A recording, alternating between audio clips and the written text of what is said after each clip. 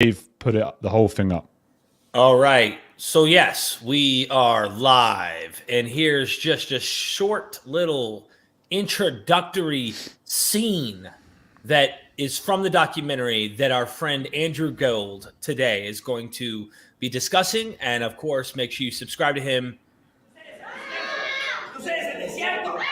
We have some cases of young people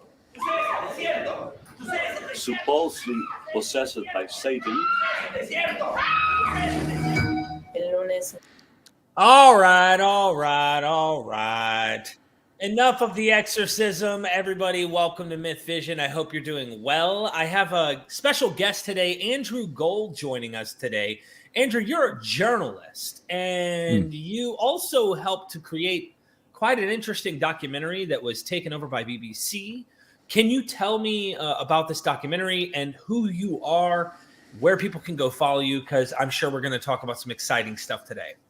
Sure. Well, yes, I'm a former BBC, HBO journalist, documentary maker. People can follow me on YouTube on The Edge with Andrew Gold. Quite a similar channel to yours, and you're going to come on mine soon as well. And so hopefully we're going to swap around lots of viewers and subscribers and things who, if you like one, you might like the other. And that film. So I was out living in Argentina. I've been really into languages and things like that. And so I'd been living there for a while, and I looked on TV and the radio and stuff, and I kept seeing this exorcist guy who was becoming more and more famous out there. And he was taken very seriously by pretty much everyone. And he would say things like, he'd be on some sort of morning news channel. They'd show the news, and then he would pop on and say, by the way, Halloween coming up, so make sure you've got enough pumpkins and this and that to ward off evil spirits. And I just thought, I was sort of waiting for people to be like, well, not really. And everyone was like, what else can we have, Padre Manuel? Because that's his name, Padre Manuel. What else should we do? And he was seen as an expert. So I thought, oh, come on. So the idea was I wanted to see what exorcism was, what it does, how it works, because it does work. And that's the amazing thing about it. But I wanted to look at it from a secular perspective and to get the BBC involved and try it myself. And that's how it came about, really. That's a very interesting point you make. I mean, let's give an example. Apply this to drug addiction, right? We know there are methods from a secular standpoint, medicine. There are things we have learned through science about addiction where you don't need to go down those paths of, I need God, I need this, I need that. But many people do choose to go down certain paths, 12-step programs, religion, you name it. And sometimes it works, but oftentimes they're kind of replacing one thing for another, it seems. And so I'm curious to take this journey with you into South America to go see what Andrew or Padre, is it Andrew? You said not Andrew. He's Padre Manuel. Manuel. Okay. So yeah, you went down there. You were very polite. I'm watching the documentary. I mean, you are in a foreign area, so you don't really know what to expect. What was the experience like when you first met the guy? The rumors are this guy's legit. This is a real exorcist who's the real deal. He's not a fake or a phony. And you approach him. You go and you meet them. How was your initial greeting with these people? Well, I sort of think I think that all exorcists are not real. I don't believe that any of them are real, but it's just about whether he knows he's fake or not. That's what I think is impossible to know. When I first met him, he's got these sort of chubby cheeks that made me think, and you shouldn't, based on what someone looks like and how they act and stuff. I don't believe in much of that behavioral stuff, but he just looked something smarmy about him, something distrustworthy. But look, he wanted me to, as soon as I mentioned the BBC and stuff like that, he was like, yes, let me show you my church. And his church is filled with all sorts of memorabilia from the movie The Exorcist, that has his face superimposed over that of the characters from The Exorcist. So he's really into media and promotion and PR. and he's got a whole team working on, which I now know is not that uncommon, and particularly in the States, those big evangelists, the mega churches and stuff, they're really good on social media, and so is he. So he's really into that stuff, and he thought, okay, this is great. I'm going to get loads of PR in the UK and internationally, and the BBC is going to send my face everywhere. So he was very excited. We got on well, of course, at the beginning. He speaks in a very formal, antiquated way. He's almost saying like, Lord, thou shalt, whatever, but in Spanish.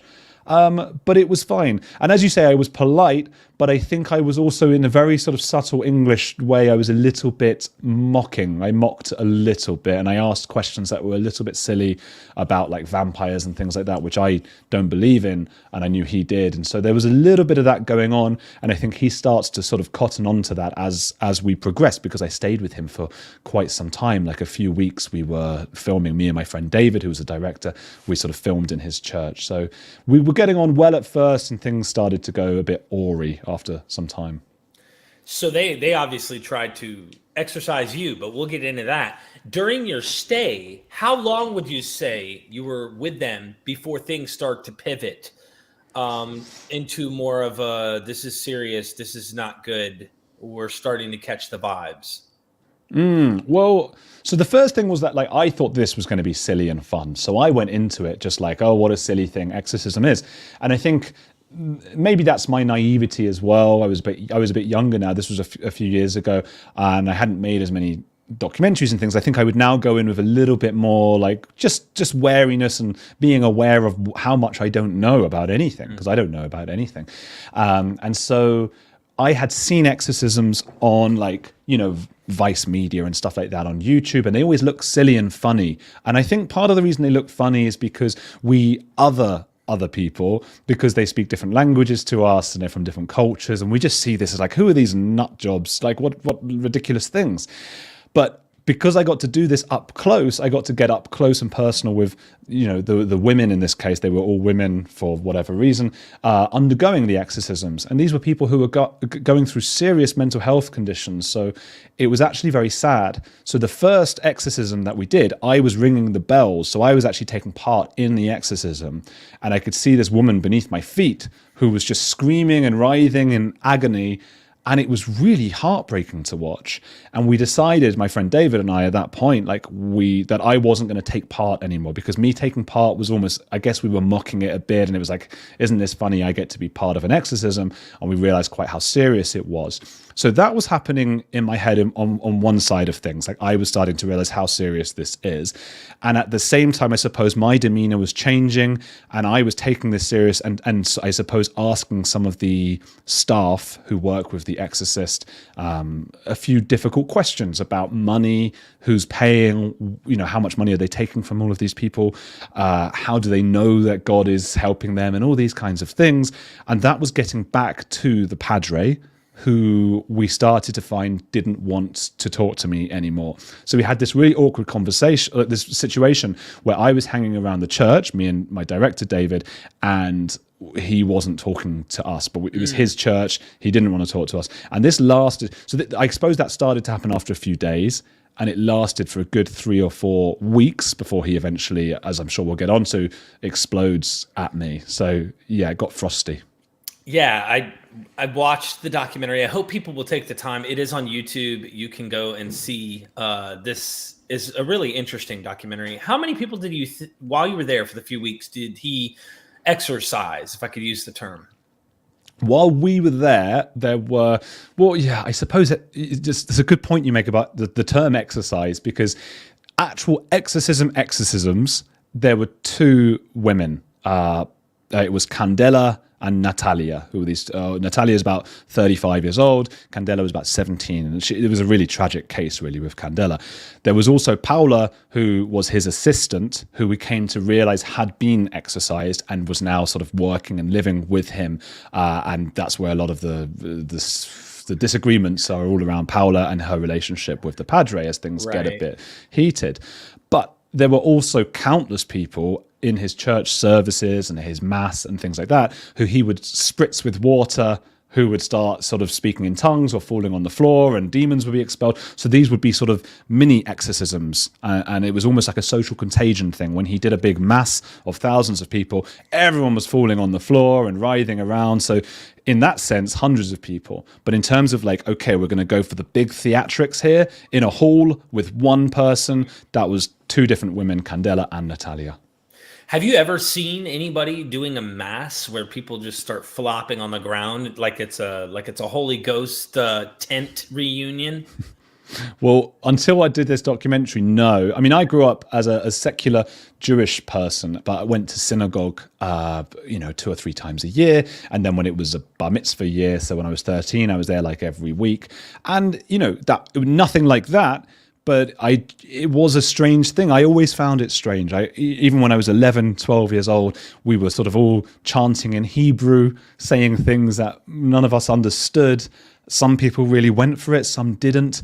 I have been to Derren Brown, the mentalist or magician. I went to see him, and he got me up on stage and did some sort of tricks on me and things like that. And so for anyone who doesn't know, he does like an atheist version of what a lot of atheists and preachers, of what a lot of exorcists and preachers do. He gets people, you're blind, now you can see, your back hurts, now it doesn't. He can do that and uses a lot of the same skills that exorcists do, but he makes no claim to divinity or anything like that. So, no, I hadn't seen anything like that apart from, I guess, that documentary Jesus Camp. Was it Jesus Camp? Is that what it was called? I don't know. You might. Sure, yeah. Yeah, it was back in the day. It was called. I think it's called Jesus Camp. Someone will correct me if it's not that. And that was loads of kids. It's a fascinating documentary to watch. Speaking in tongues, rolling around on the floor, that kind of thing. There's a lot of social pressure to do it. But yeah, I mean, it's quite something to see. That was what I was going to ask you. Is what do you think the phenomena is that causes these people to want to do this stuff? Well, so I spoke to someone just recently on my podcast, or on my channel, I should say, Holly Lawrence, who grew up evangelical, and she remembers one of her first memories was when she was about 5 years old, and her brother and her were supposed to talk in tongues. They were sort of being pressured to do that. Right. And she remembers nothing was happening to her, and she said, like, I don't feel like tongues are going to come out of me. And she was 5 years old. She was too honest almost. And she remembers her brother sort of looking at her and sort of raising his eyebrows as if to suggest, like, come on, just do it, just do it. And it's a strange situation then, because you've got this dynamic then where the kids know that these little children who are 5 or 6 years old know that this is not real and that they have to perform it. And I suppose you do it enough times and you practice it enough times that by the time you become an adult, you forget that time when you were a child and you start to really believe in it. And that's the amazing thing about belief. I also had recently a guest called AJ Jacobs, he lived a year like the Old Testament, and he's an atheist, but he grew a beard and he did all the little crazy rules that are in the Old Testament. There are some really weird ones and a lot of ones about like don't touch women. He realized it's also men, because you have to find out not only when the woman was last menstruating, you have to find out when men last, I can't remember what the word was. It was something like issued seed or something like that. And if it was soon, you can't touch the men. But he said, like, he tried praying, and this is like a proper, atheist guy. And he said at first it was nonsense, but the more he did it, he started to sort of, in a strange cognitive dissonance kind of way, start to believe in the praying. Right. So I think there is something human about the more you do something, and if you really go for it, you really perform something, you can start to believe in it. So I think that's a big part of it. And then I think another part of it is just that suggestion. It's the same thing that happened to me when I went up on stage in Derren Brown. You're letting everyone down. There's a show going on. You've sort of got to do it. And yeah, cognitive dissonance and placebo and hypnosis is all kicking off together, I think. Wow. It all makes sense why I get a lot of people who are within the faith, and I'll specifically refer to that as Christianity, who say, Derek, cry out to God. Because they're like, I'm obviously an apostate, right? So they're like, cry out to God. Like, no, say these prayers. This is what you need to do every day for the next 30 days. You need to do this. And it's like psych yourself out into believing, because we know you're wrong. This is pretty much what I feel is going on. And I think there's going to be some element of what you're talking psychologically in this exorcist situation. So There is a even more famous exorcist that has been running around on YouTube. Capturing Christianity has interviewed him. He had a pretty viral video about exorcists. I don't know if you know of that one. Have you ever heard of? No. I'm going to pull that up actually because I would love to get your thoughts as we go along. I know you don't believe it like I don't believe it. Let me put exorcism. He's interviewed him again. In fact, this particular Christian literally recently became Catholic. So he actually kind of converted over into the Catholic faith. This is I'm going to pull this guy up here so that you can actually see this. We're hanging out with a live crowd. Hit the like button. Go subscribe to our guest, Andrew Gold. Please help him get to 100K. So in this interview, this is the guy. This is the I've seen his face. It's got the chubby cheek look going on. So yeah, I wonder if that's a prerequisite. It might be, and he's carrying my last name. So my last name. Okay, is this France? I don't know. FR. What is this? Vince. So anyway, Cameron Bertuzzi interviews him. This one went over 1 million views. Wow. 2 years ago, and I suspect he goes into details about exorcisms and how these are real. And I've got some great questions I have for exorcists. Of course, I'd love to say, hey, so what is some of the Latin that these demons are speaking through these people that are being executed, that are being possessed, and why can't we film them actually saying these things, doing these things, like speaking Latin? The way they kind of exaggerate the miracle that happens behind the door. You know what I mean? Like, anyway, I miracle, even though they wouldn't consider it that, it's like it's a supernatural thing. So this whole exorcism thing, you would say, is kind of this social get together, and they know what to expect in a way. Yeah. I'll just say I'm struggling to hear you a little bit, and I don't know if it's my speakers or if it's my headphones, or it's your microphone's gone a little bit funny. But maybe people in the chat will let you know. It's just going slightly. I'm still hearing you fine, but maybe people let Derek know, please, if it's him. If not, then it's just my headphones. The Latin. So this is a thing. I mean, all the things that you ask. These people, have you ever seen levitation? And that the Exorcist is telling me, oh yeah, the head spins around sometimes, and they've levitated off the ground, and all these kinds of things. And you're like, again, well, why haven't we ever caught that on camera? Now, one interesting thing is here. I'm imagining, right? Imagine if I stumbled upon a conversation you and I are having right now, and I were a Christian believer or any kind of religious believer who believed in exorcism. The way that you and I will have to explain away exorcism is actually far more complicated than actually just saying, well, maybe it was a demon.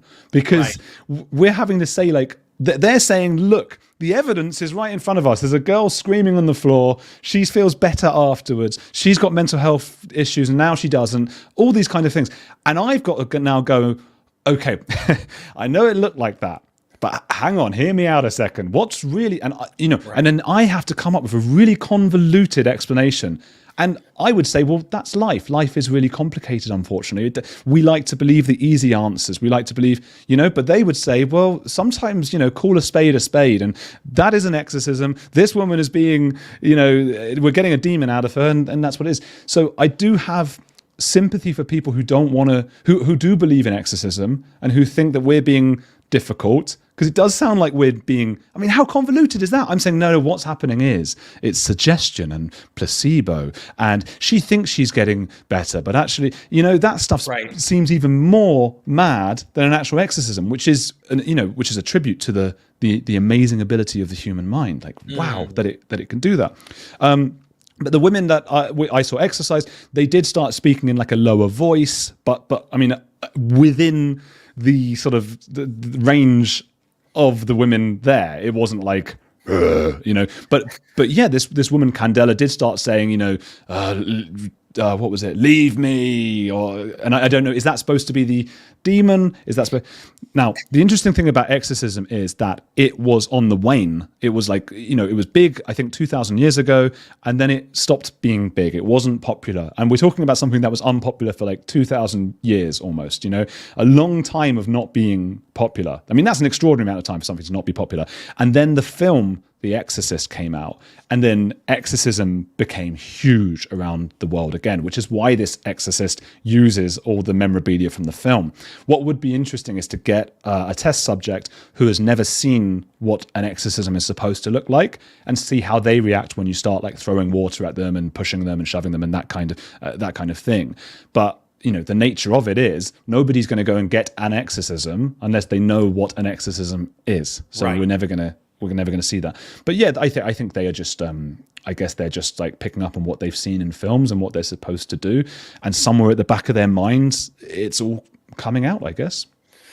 It's a really weird thing to watch. And I say it because I have actual experience to some degree with this suggestion and this group context of speaking in tongues, rolling around on the floor, laying on of hands, casting out demons. We literally would cast out demons. Now, exorcisms, no, but we would lay on of hands to cast out evil spirits, the spirit of lust, the spirit of pride, all of these things when I was in a charismatic Christian group. And I remember the first time I went to speak in tongues, it didn't just come out.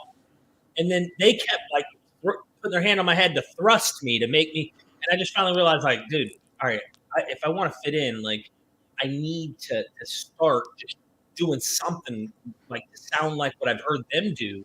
So I did, and I just tried, and I started to convince myself and believe that what I was doing was real. There were times when my friends were being, rolling on the ground, and then one of them starts acting like something's not right. He starts talking like, I mean, like, this is really what they would do. And later on, we felt great after church. And we're out there enjoying the rest of our day. The placebo effect kicked in really well. It is more complicated to explain. However, I do think that's what's going on. And there's this suggestion in the group setting that makes you want to do this. This is the tricky part, though. Before we get to the strange relationship that this guy has to the women he often exercises or did exercise, I want to ask you, what did you discover? Because you went to speak to a medical professional that was down there who was saying, don't even try. In where we live, Christianity is pretty much a religion. You don't buck against this. It is not like secular in any way, and he could get in trouble. I don't know if you can mention his name or if you can discuss what you discovered, but did you ask them what this was, what they believe is going on here with exorcisms, and then maybe also these poor women who are suffering with mental health? Like, tell us more about that. Yeah, sure. Well, I can say his name because he's on the documentary. It's Dr. Garin. And Dr. Garin is, he was the head of the adolescent ward, psychiatric wards, quite near to where The Exorcist was working. And he happened to be, well, he didn't happen to be, it's why we tracked him down in the first place, was that he was the doctor of Paula. Paula was the woman who was exorcised, who now works as the assistant of the Padre Manuel. She had, in her teenage years, spent about 9 years or so in the psychiatric ward, living there with schizophrenia. That's what she had, and that's what the Exorcist was supposedly getting rid of. That's very common. It tends to be schizophrenia, but also things like bulimia, anorexia, OCD is a very typical one. OCD has a fascinating relationship with extreme religion anyway. I find that really interesting. I mean, just again, going back to my friend who became, I suppose, an Orthodox Jew in a sense for a year. That it's so much OCD. And I suffered with OCD. I had to go to therapy for it. So I really relate to that, and I can see the obsessive compulsive parts of religion. If I do this enough times, if I do it enough times, things will be okay. Things are going to be okay. Now, that's why OCD is one of the many mental health issues that get treated apparently by exorcism. And the exorcist himself is very cautious about this because obviously he knows that people are going to attack him and say, hey, these people should see doctors. So firstly, he always says, go and see the doctors and come here, right? That's his sort of get out of jail free card. He also says something like, if you're hearing voices from outside, it's like if you're hearing voices from inside, then it's schizophrenia, and if they're from outside, then it's a demon, or vice versa. I can never remember which way round he said that. And it's like, if you're hearing voices, it's inside anyway. Voices are voices. So that's what he says is going on. Now, Dr. Garin, who treated these people, he just says, look, adolescence in particular is a really, really tricky time, particularly around mental health. And I'm sure anyone listening to this who has children or who remembers their own time or grandchildren or nephews and nieces, whatever it might be, will probably relate to this. I mean, I can think of any young people I know in my life, they're all going through something. I remember I was going through something. That's not to belittle it. It's not to suggest like, oh, everybody grows out of mental health issues because of, but sometimes they do. And that's the thing. Some types of mental health issues, this is what Dr. Garin said to me, people do sort of grow out of them. I can, again, relate to my own experience with that. So many people can. You get older, you start to see things differently, you have a different experience. And that's what you hope anyway, because some people can't just grow out of it. You can't do that. And so what exorcism offers is a placebo. And it's quite similar to what they used to have. There was this in the 70s, something called primal scream therapy. And there's a great band called Primal Scream as well that some people might know. And primal scream therapy was adopted by John Lennon and Yoko Ono. And they did a lot of like screaming and stuff. And you'd scream out your childhood angst. That was the idea. And John Lennon obviously had a lot of childhood angst to get out.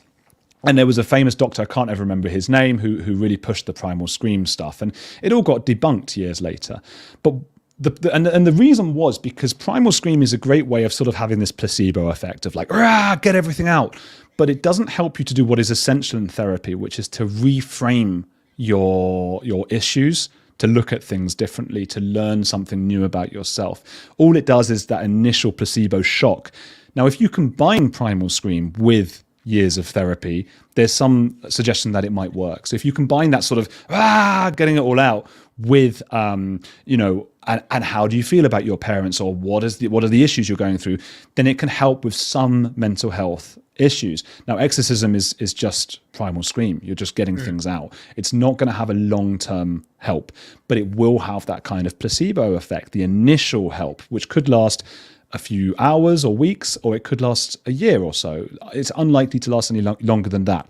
And we found that when I went back a year later to speak to the women who had been exorcised, who had gotten much better initially, but I went back a year later and they were back to square one, trying to find other exorcists and other magical ways of curing themselves, because it's much easier than actually sitting down and doing the work of therapy. And some of them don't have access to therapy. And if you happen to be at the end of that adolescent time period where maybe in a year you were going to be better anyway, you were going to grow out of that kind of childhood anxiety anyway, and you go through exorcism when you're 17, let's say, it's a great age to do that. 6 months you feel better because you think, okay, I can handle this. It might be that you just never regress and you get over it. And then you've got to ask yourself the question, maybe exorcism was worth it. And that was the interesting thing for me, because I went into this thinking, oh, this is all so stupid and ridiculous. But if it helps some people, then there's something in it. It's also dangerous for other people. But, so I'm not walking around saying, get an exorcism. I'm just saying that there are other sides to it, and it's interesting. And that's a very gray area, right? So as someone who doesn't believe there's really any demons, really any supernatural things going on, in some sense, it could psychologically help for a temporary being or temporary time.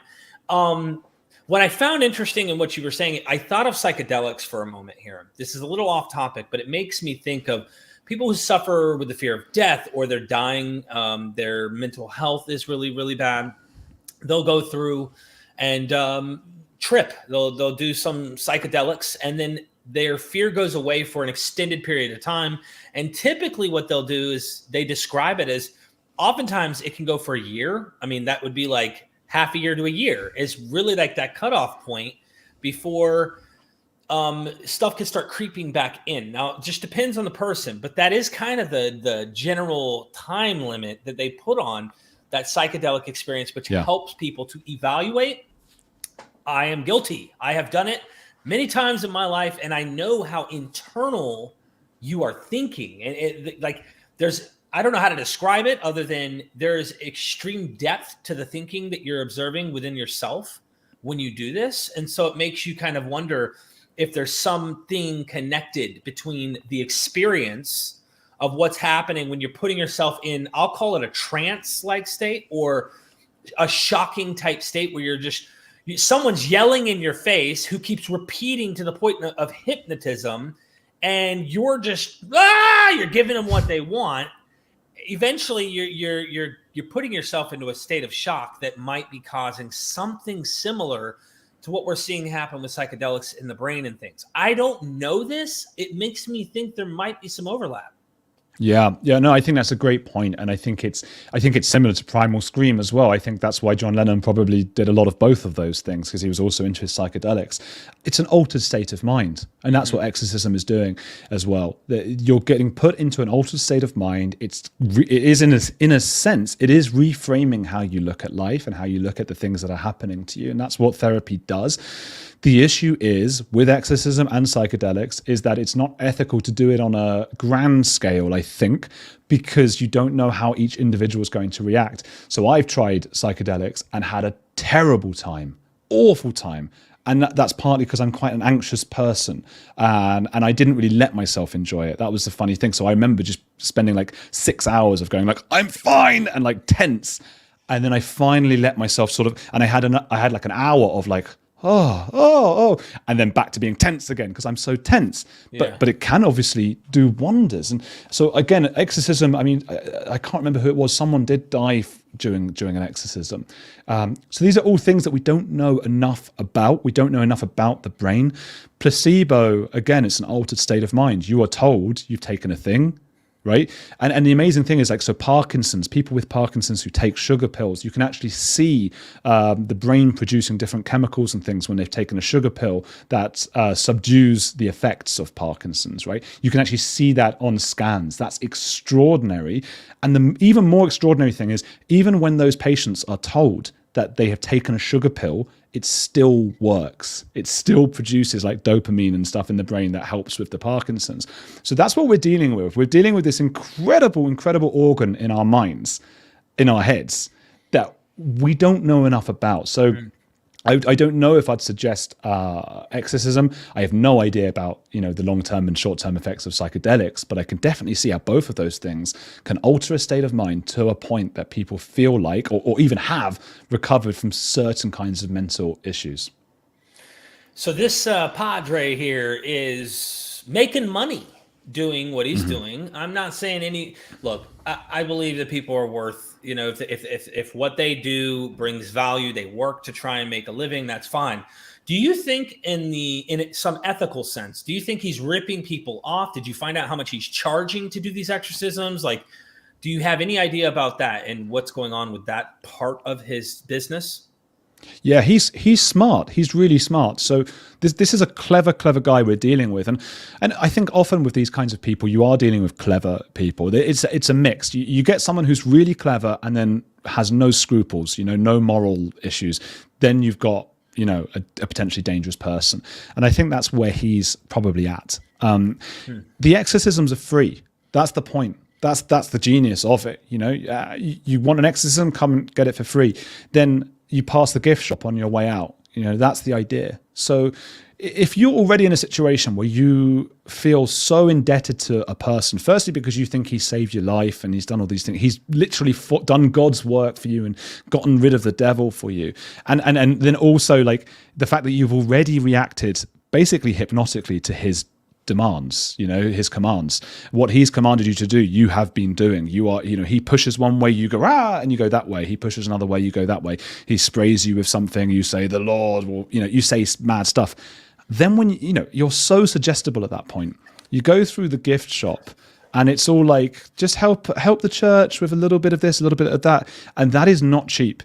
That is, we're talking like, I can't remember exactly how much it all was, but basically they would sell these little bits of, say, olive oil, right? And it is just olive oil that he says he's blessed. And we're talking about a tiny, tiny amount, like a little bit of olive oil and a little plastic whatever. And that was like $12 or whatever.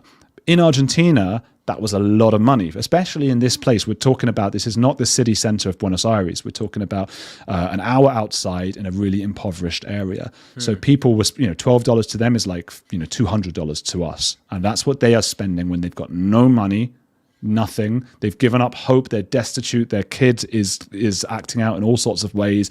They don't know what to do. They're desperate, and they're buying these little bits of olive oil. And the olive oil does things like, apparently, it's marketed as preventing breast cancer, for example. So then you've got people who potentially are not getting checkups. They're spending all their money on this olive oil. I don't know if they're rubbing it on themselves or using it in their food or what, but they're spending a lot of money on that kind of thing. And then there were just donations. And you should see the masses that he has. When he has a mass each month, the congregation, it is, they have to open up the church nave. It's his own church. He's a Lutheran, I should say, by the way, which is unusual. It's typically a Catholic thing, exorcism. I think he's just made up, he's a Lone Ranger, and he's just said, this is what I am. I think he quite likes the sort of German look, the Exorcist and the Lutheran thing. I think he quite likes that. And they open up like the gates of the nave into the street, and thousands of people are there. Police have to cordon off the streets. It is just huge, and people are just falling all over the place. They're all so suggestible. They're all just doing everything he asks, and they're all donating money.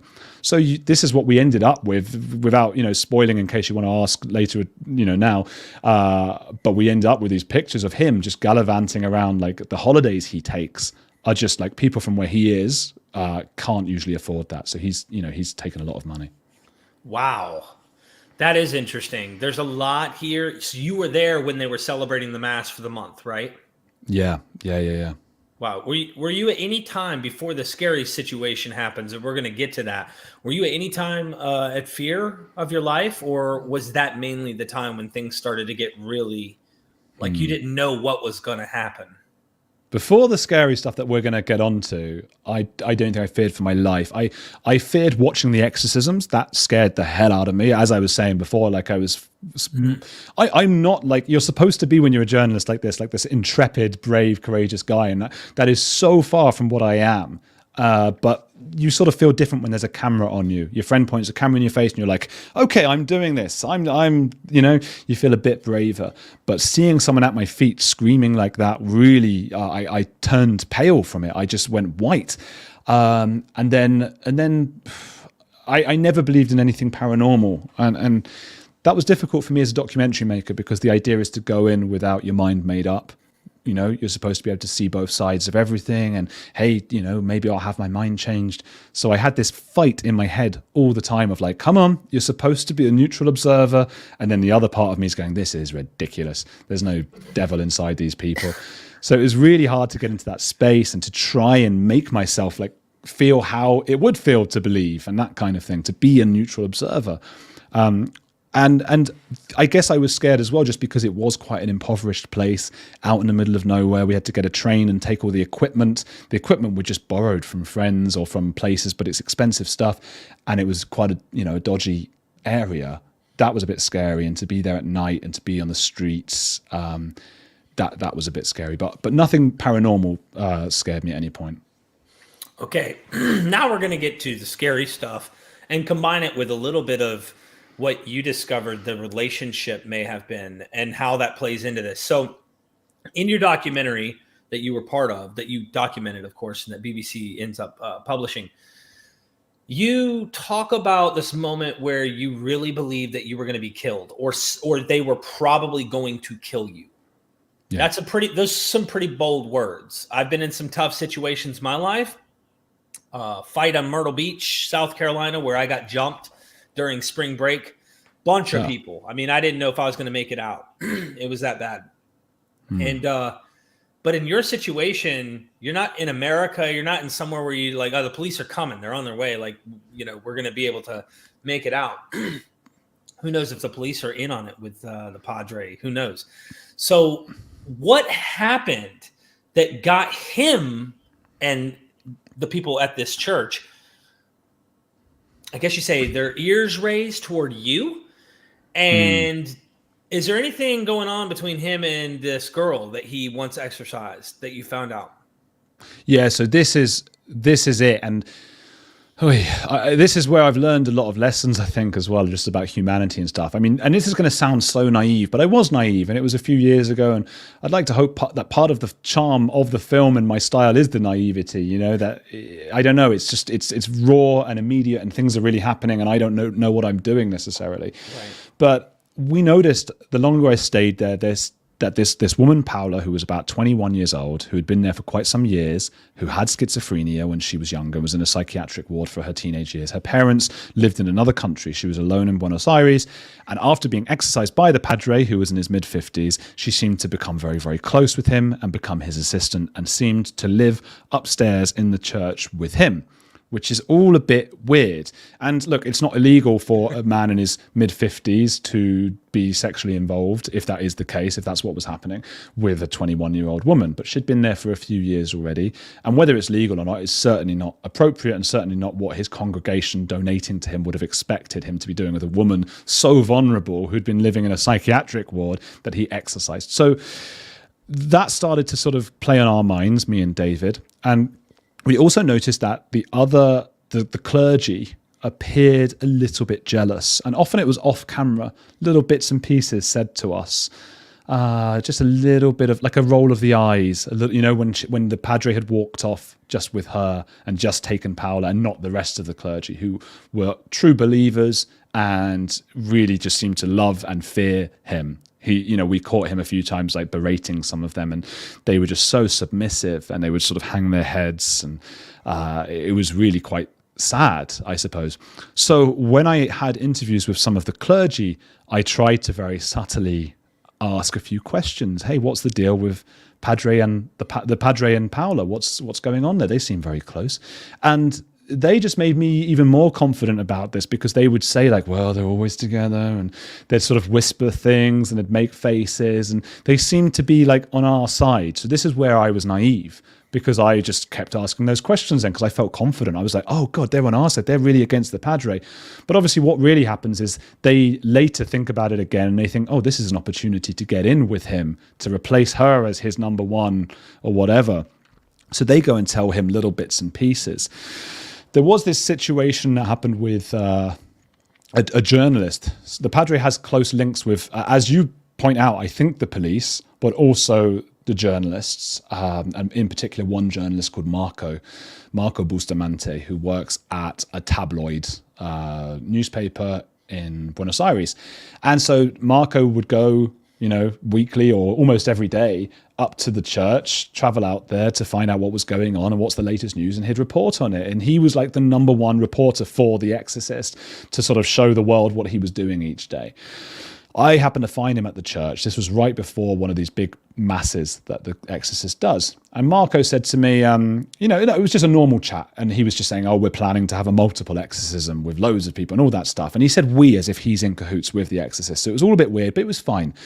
Now, later on, we're about to attend this mass, and I suddenly get called backstage. And we're waiting and waiting. There were thousands and thousands of people waiting for the padre to come out on stage, and I'm called backstage. So I go backstage. He says, oh, hi, Andrew. Right, you've been interviewing me. It's my turn to interview you. Just come in this room. So I'm like, okay. And then he wouldn't let my cameraman David in the room. So at that point, we're like, okay, this is a bit scary. What's going on here? And it was midnight, out in the middle of nowhere. And again, as you pointed out, I mean, this was not a documentary the BBC had commissioned. We didn't have bodyguards or security or anybody who even knew we were there. This was like, we were like cowboys here. This was my friend David. On a plane and just fly down here to try and make something happen. Yeah. Well, actually, we'd been living in Argentina. I'd been living there for a few years. So, but David did come out, not necessarily for that. He wanted to come to South America anyway, and I'd spoken to him about the film, and he was like, oh, you know what? I'm going to come and live out there for a few months as well, and see, that kind of thing. But yeah, exactly as you say, just the two of us, just, hey, let's do this, borrow equipment, whatever. So no one knew where we were. It was incredibly dangerous looking back. It was insane. Out, really far from the city. And this is South America, Not that there's necessarily more danger in South America than anywhere else, but anywhere, out in the middle of nowhere at midnight. Wouldn't let David in the room. We did have another guy with us who was like an 18-year-old intern, a local journalist who said he'd like to come and help hold stuff and whatever. So he was outside with David while I was in this little room. And then he comes up to me and he just whispers like he's in a sort of, like he's in a horror movie or whatever. And he just goes, "Why have you been asking people in the congregation about my relationship with Paula?" And my heart sunk. Because I thought that is the one thing. I didn't realize the others had been telling him that. But of course they had. Of course they had. But I just didn't realize. And my heart sunk and I thought, we're done for. We are done for, because he's got a congregation of tens of thousands of people, or at least thousands outside, who would do his bidding at the drop of a hat. You know, they would have no problem doing whatever he asked of them. Midnight, no one knows where we are. And he was in this room with like 4 or 5 of his cronies. They had big sticks and things. And I thought that was the end. And my legs shook. I couldn't move my legs. And I was, just so scared and so worried. And I just said, well, no, I haven't. And then I said, I haven't asked much about it. I just said, and then this guy, Marco, the journalist who I'd interviewed from this big newspaper, he steps forward from the shadows in this little room. And he says, "Yeah, you asked me why they kiss on the lips." And I said, "No, I didn't," because I never asked that, and I'd never even seen that either. I didn't know that was a thing, which apparently Marco must have either invented or he'd seen it himself, and it was his way of bringing it up. So here I am now in this room, just going, "I promise, I didn't ask that. I didn't even know that you do kiss on the lips. Do you? I don't. Maybe you don't. I don't know. Like, I just want to get out of here." And he was like, "Not until we've finished our interrogation." He was like really enjoying being like a movie boss, Yeah. And he just pushed and he screamed at me. And David and this guy Demian tried to get in the room for me and he just slams the door shut. This was like an hour in the documentary. We've got it all because I had my microphone on my lapel, which I didn't even realize at the time because I was so scared. He screams and screams, and eventually he just goes, "You know what? I've got better things to do. I've got, because his people had been waiting for an hour for him. So eventually he does let me out, screams a bit more, some stuff about the Falklands, and then goes and does his mass. And David and we go and escape, and we can hear him in his mass going, "The devil is in the house today and we must destroy him." And we're just like, we've got to get out. And we're climbing over bodies at this point because people are splayed across the floor in the corridors, in the halls, and we're climbing over everyone. And eventually we get out, and then it's like, okay, now we've got all this equipment. It's 1 a.m.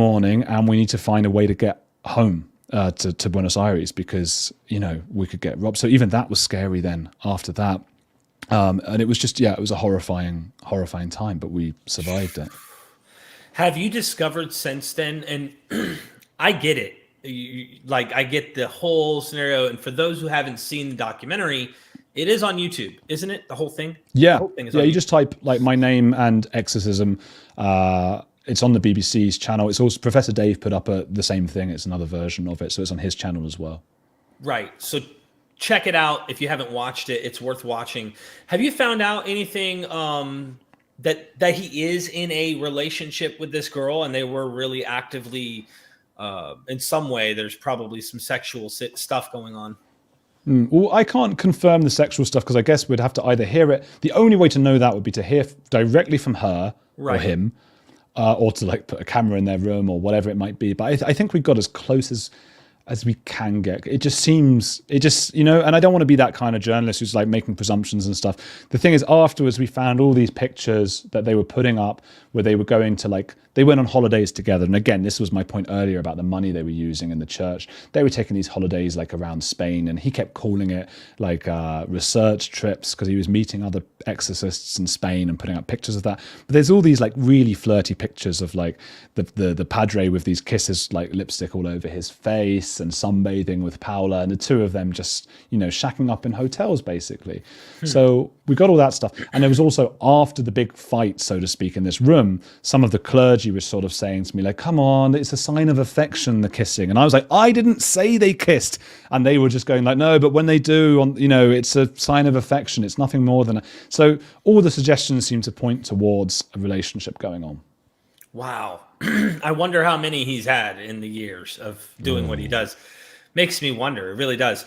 Yeah. Have you discovered anything since doing that documentary that you didn't know during the documentary that you guys have, I guess in retrospect, hindsight's 2020, or new information's come out? Yeah, well, some new information actually. Just about a month ago, somebody on Instagram, it's been a few years now, but someone on Instagram messaged me and just said, "Hey, you know about Padre Manuel, right?" And I was like, "Well, yeah, I did this documentary." And usually those are people who are religious and they want like, "Oh, great, can you help me get an exorcism or whatever?" I get a lot of that. But this woman said she's living in Spain. She's Spanish. So now we're talking Spain, not Argentina, other side of the world. And Padre Manuel is there apparently. And he told her that his job is he finds missing persons. That's his job. And she's worried about whether or not to go with him. She's deciding whether or not to sort of part with her money. She didn't say how much, but it could be that he's charging people loads of money to be like a missing persons detective, because the implication being that he can know some spiritual way about where people are. So that's a really recent update. And it appears, and that changes, I think, how I think of him. Because I thought at first, okay, well, maybe he really believes in his own powers. And now I think, well, which is it, mate? Are you an exorcist who does that? Or are you a missing persons thing? Or, I think it points more towards him being a phony rather than someone who believes in himself but is misguided, Wow. Yeah, those would be true signs to me as well of like someone who's trying to make money. I mean, whatever way possible, coming up with other things. I wonder where you learned that trick from. It's interesting. Yeah.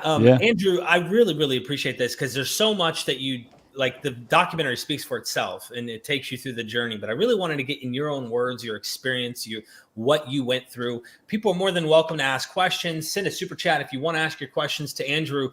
Andrew, is there anything we've left out? Maybe you'd want to comment about anything to do with this documentary. What else was there? What happened in that documentary? It was just quite an extraordinary experience, really. That's all.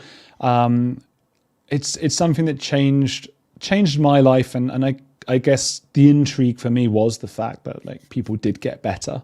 They did improve, and that's really interesting. And that takes us into all sorts of questions about the brain and whether it's right that these people do it. Another point to make is that this doctor who had the psychiatric ward, he said that what happened to Paula, the schizophrenia, woman with schizophrenia who was taken from him, that happens all the time. He said it's happening all the time, particularly around South America, where all kinds of pastors and magic people are basically convincing adolescents, particularly once they turn 18, to leave psychiatric care and go with them. And it's really quite insidious. Now, you've done other documentaries, or at least other, documentaries. What are some of the other ones you've done? Okay, so before the Exorcism one, my first ever documentaries, and you're right, they're short, so they're mini documentaries, but we're talking 10 minutes long. I went to search for UFOs, again, not really believing I'd find any.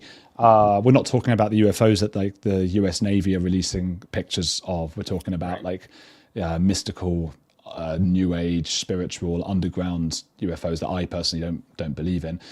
I guess underground UFOs is an oxymoron because they wouldn't be flying objects. They'd be, but aliens that live under the ground. So I went and did that in a town in Argentina, again, where everybody believes in aliens because something happened in the 80s where like some trees were burnt and everybody believed that was because of aliens. And now there's like a museum and all sorts of crazy stuff going on there. I did videos about infidelity in Argentina again, because I was just in South America for quite some time. And in Germany, and I won't use the word, but when I was in Germany, as a word I shouldn't use on YouTube, but for men who commit crimes against children. Don't want to get you demonetized or whatever, but I was looking into them, for like a year or so, and I made an audio project for that, which won an award last year, and I'm thinking of writing a book about it at the moment. So I was hanging out with like those bad people for some time, trying to find out more about them. Wow. So what projects are you working on now? I wonder, and I want to say one thing as you're getting into this, man, you've really taken a magnifying glass to Scientology recently. And in fact, your recent video that you did with Chris Shelton got some attention. And that was really going viral. So you planning on anything specific with Scientology? Yeah, I'm thinking about it. I mean, so at the moment, so the only project aside from YouTube I'm working on is I'm writing a book about the psychology of secrets, what happens when you keep secrets, what happens to your body and mind, why we reveal them, and all those kinds of things. And at the heart of that is cults, because secrets is at the heart of cults. That's what my channel is really about. On the Edge with Andrew Gold is on the edge of life, the fringes and the cults and the weird and the strange and those kinds of things. And I've always been told that with YouTube, this was initially an audio podcast, what I do. And I just put the videos up on YouTube. I didn't really give them second thought until a few months ago. And I've always been told that it's like YouTube sort of decides what's going to be your thing. So some people will be like a makeup artist, but then they'll do one video that's about fitness and it will just go off the charts. And it's like, well, now I'm a fitness person. That's what I do. And so for me, it was like I was so interested in every religion and cult and just different way of being. So there's loads of stuff I've done about whether it be, ex-Muslims on the show or ex-Hasidic Jews or Mormons and all those kinds of things, or NXIVM and Scientology, more culty aspects. And then the Scientology one they just kicked off the Scientology stuff. And it's a weird one because I am fascinated by it. It's not necessarily the one I'm more fascinated than any of the other ones, but it really, really does well on my channel for some reason. People really resonated with it. It's a weird one because Scientology then on other people's channels doesn't do as well, but then other things does and doesn't on my channel. It's just the way YouTube works, I guess. But yeah, now because it's done so well, because the viewers are asking for it, they want it, I'm just pumping out like more and more about Scientology. So I've interviewed some of the big people. So obviously Chris Shelton and Aaron Smith-Levin, but then Mike Rinder, who was one of the top guys, he was on to talk about Scientology. And I couldn't believe it. I just had them as like random episodes, some time ago, Scientology, blah, blah, blah. Now, because it's gotten big, I've really looked into it. And it is mind-blowing. It is. And some of the stuff about Tom Cruise, I think if aliens came down today and looked at our world, looked at our life, and they saw what's the strangest thing, it might be that one of the most famous movie stars in the world basically heads up a cult. And he's basically the face of it. It is dwindling. They've only got 20 to 30,000 people apparently now, members. It was much bigger. It's getting smaller. But a huge part of the fact that it still exists is down to his face, is him. And he is so high up. And you start to learn things about him. And I enjoyed his movies. But now I'm looking at him and I'm going, okay, so Scientology found a girlfriend for him, right? They had to hold a competition finding a girlfriend for him. They found someone called Nazanin Boniadi, who was an actress. This was just before Katie Holmes. And she said stuff to him. So there was a couple of things that happened. Firstly, she couldn't always understand what David Miscavige, the leader, was saying, because apparently he doesn't speak very clearly. So she was just like, oh, excuse me. And secondly, she said to Tom Cruise, when Tom Cruise won some sort of alien award in Scientology, she said, very well done. This is a Scientology thing that you say to people, very well done. But apparently you don't say it to people who outrank you. You say it to people below you. I suppose it's seen as patronizing or whatever. What? So she was then sent to clean bathrooms with toothbrushes. I mean, this is, so when you say, a lot of people say about Tom Cruise, like, oh, leave him alone. Everyone's got their belief system. Everyone's got their, it's like, no, very few people in the world are sending women who have been handpicked by a cult to be your girlfriend to clean bathrooms with toothbrushes. And the more you look into it, my word, there is some mad stuff going on there. So yeah, it's a fascinating one, Scientology. Yeah, they're one of the girls who pretty much lived on a ship. They've got cases right now open. I mean, I've been poking into this as well for a while, and it's really like, holy smokes, this is definitely insanity. I mean, this is crazy. And I hope more people get aware of it and subscribe, check out your channel, of course. Go and follow you and keep up with what you're doing. In fact, I think you and me have a lot in common in the way that we view the world. And we're trying to look at things using a scientific method, like what makes the most sense, and then work out from there. Some things we just don't have answers to. But at the end of the day, we're not going to pretend we do have the answers. So Mr. Morpheus, thank you for the super chat. He was saying this when you were talking about the Exorcist, casting out the devil or the evil spirits and whatnot. And he was saying, mind your mind or your mind is mine. Ooh. I like that. That's interesting because it's also, now I'm remembering what she did say, and it sounded more similar to that. She was saying this was Candela, the 17-year-old who had bulimia and anorexia and stuff, and she was being exorcised to cure her of those things. She started saying, she sort of started laughing, but this was 20 minutes in. I forgot to say some of this. This was 20 minutes in, so it was like 20 minutes of working her, of pushing her, spraying her in the face, shouting fire and brimstone things in her ears. And I thought it wasn't going to work the first time. I was like, oh my God, he's got us here. He thinks it's the BBC. He's very excited, and his exorcism isn't going to work. But I should have known better, because it always works. It always works, which is the most amazing thing. And she started laughing eventually, and it was really scary. And I was looking at her sort of from behind her head. So I was like behind her. So that laugh, that sort of upside down smile.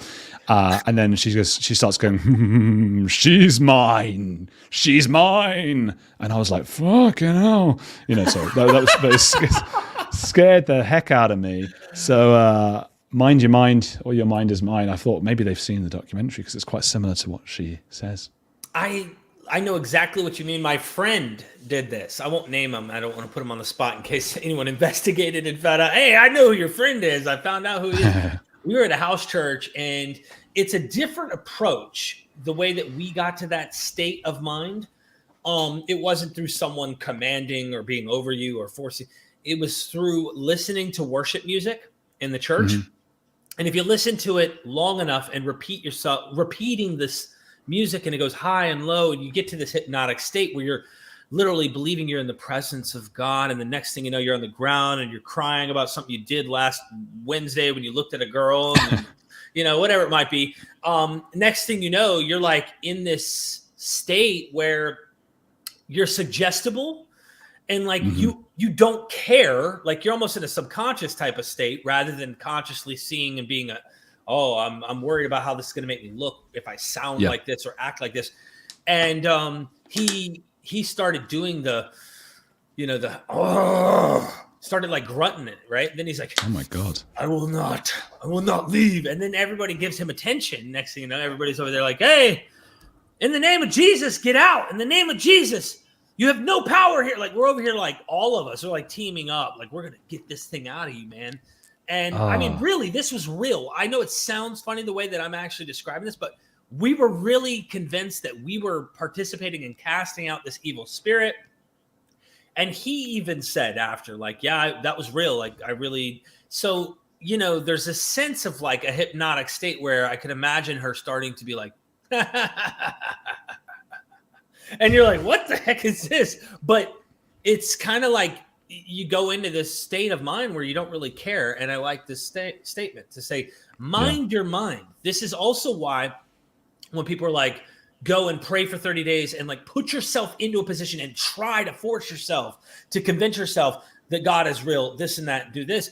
It's like, if I did that with Buddhism, if I did that with Hinduism, if I did this with, any type of ism out there, who knows? What if I end up becoming suggestible to the point where I actually start practicing that? Does it validate it that it's true? Mm-hmm. No, it just appeases you, the person who is a believer in that. And it makes you satisfied that you're like, oh, finally, he's one of us. And it's tribalism. And I'm not, I'm not going that route. So, well, those isms, as you say, I think that's a really good point, because that would extend to the political as well. That could be Nazism, that could be some sort of Bolshevikism on the left or the right or whatever. It's that it reminds me of conspiracy theories as well, why we believe in them. And I had Michael Shermer on as a guest recently, who's like the top, conspiracy guy.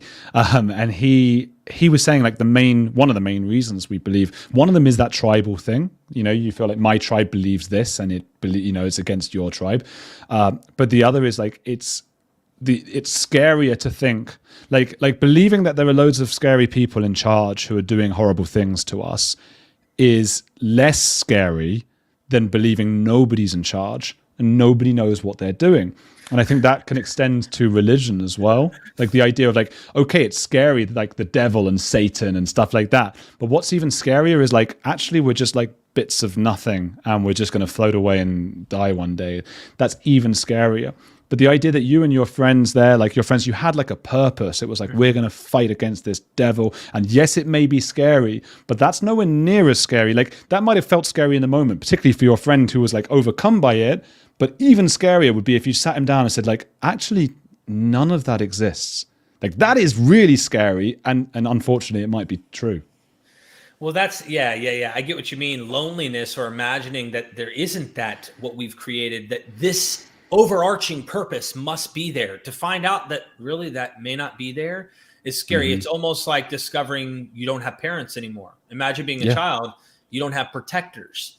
It's a big, scary world that you're in, and you don't have people to protect you. We need that safety net. And I think God plays a significant role in people's minds, both on the fear of death and, of course, life itself.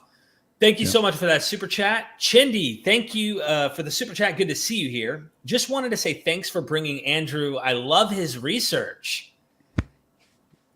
Andrew, he does do some work on Scientology as well. Do you think exorcism are abusive of people's conditions? Oh, thank you, Chindi. Thank you for the lovely, kind words. Yes, absolutely. So this was it. This girl I say because she was 17, Candela. She had tried to do horrible. Again, I'm being careful, mindful of the YouTube, how they are with certain things you can say and can't say. But she was doing certain things to herself in the school bathrooms and had to be taken home a few times. She was really in a bad way. She had all sorts of eating conditions. She was joining these websites and things like that. On the one hand, exorcism at least made her feel better for a few months. She should really have been seeing a therapist, though, and this is the thing. Like, that doesn't answer everything. Therapy and psychiatric care. I don't want to sound like a Scientologist because I know for them psychiatry is the enemy, and it shouldn't be the enemy. I think that's the best thing we have, but the best thing we have doesn't always work. I mean, again, everybody watching will know some people who might have seen a psychiatrist or a therapist, and years and years later are still seeing those people because it's not a cure. It doesn't cure you in a particularly short amount of time. Whereas what the Exorcist is offering is like, give me 1 hour, I'll fix you. We should always be mindful not only of our own minds, but we should be mindful of all sorts of, people who tell us they can cure us of anything within a minute. I've had the same thing with osteopaths and chiropractors and stuff. They're doing fantastic work, a lot of them, but when they say to you, like, I had one recently who just did that thing where they crick your neck. Like, he didn't tell me he was going to do it, and he just said like and then like that with my neck. I was like, but he was like, you're going to be fine now. And I was like, what, forever? He was like, yeah, you're fine, you're better. And like, obviously there's some placebo involved in that. Like, if I believe I'm fine, but actually, I don't believe in that stuff, and placebo doesn't seem to work very well on me. And within an hour, I was back in pain again. I think The Exorcist, just to answer Chindy's question again, is taking advantage of these people with those kinds of conditions. And it's a very sad state of affairs.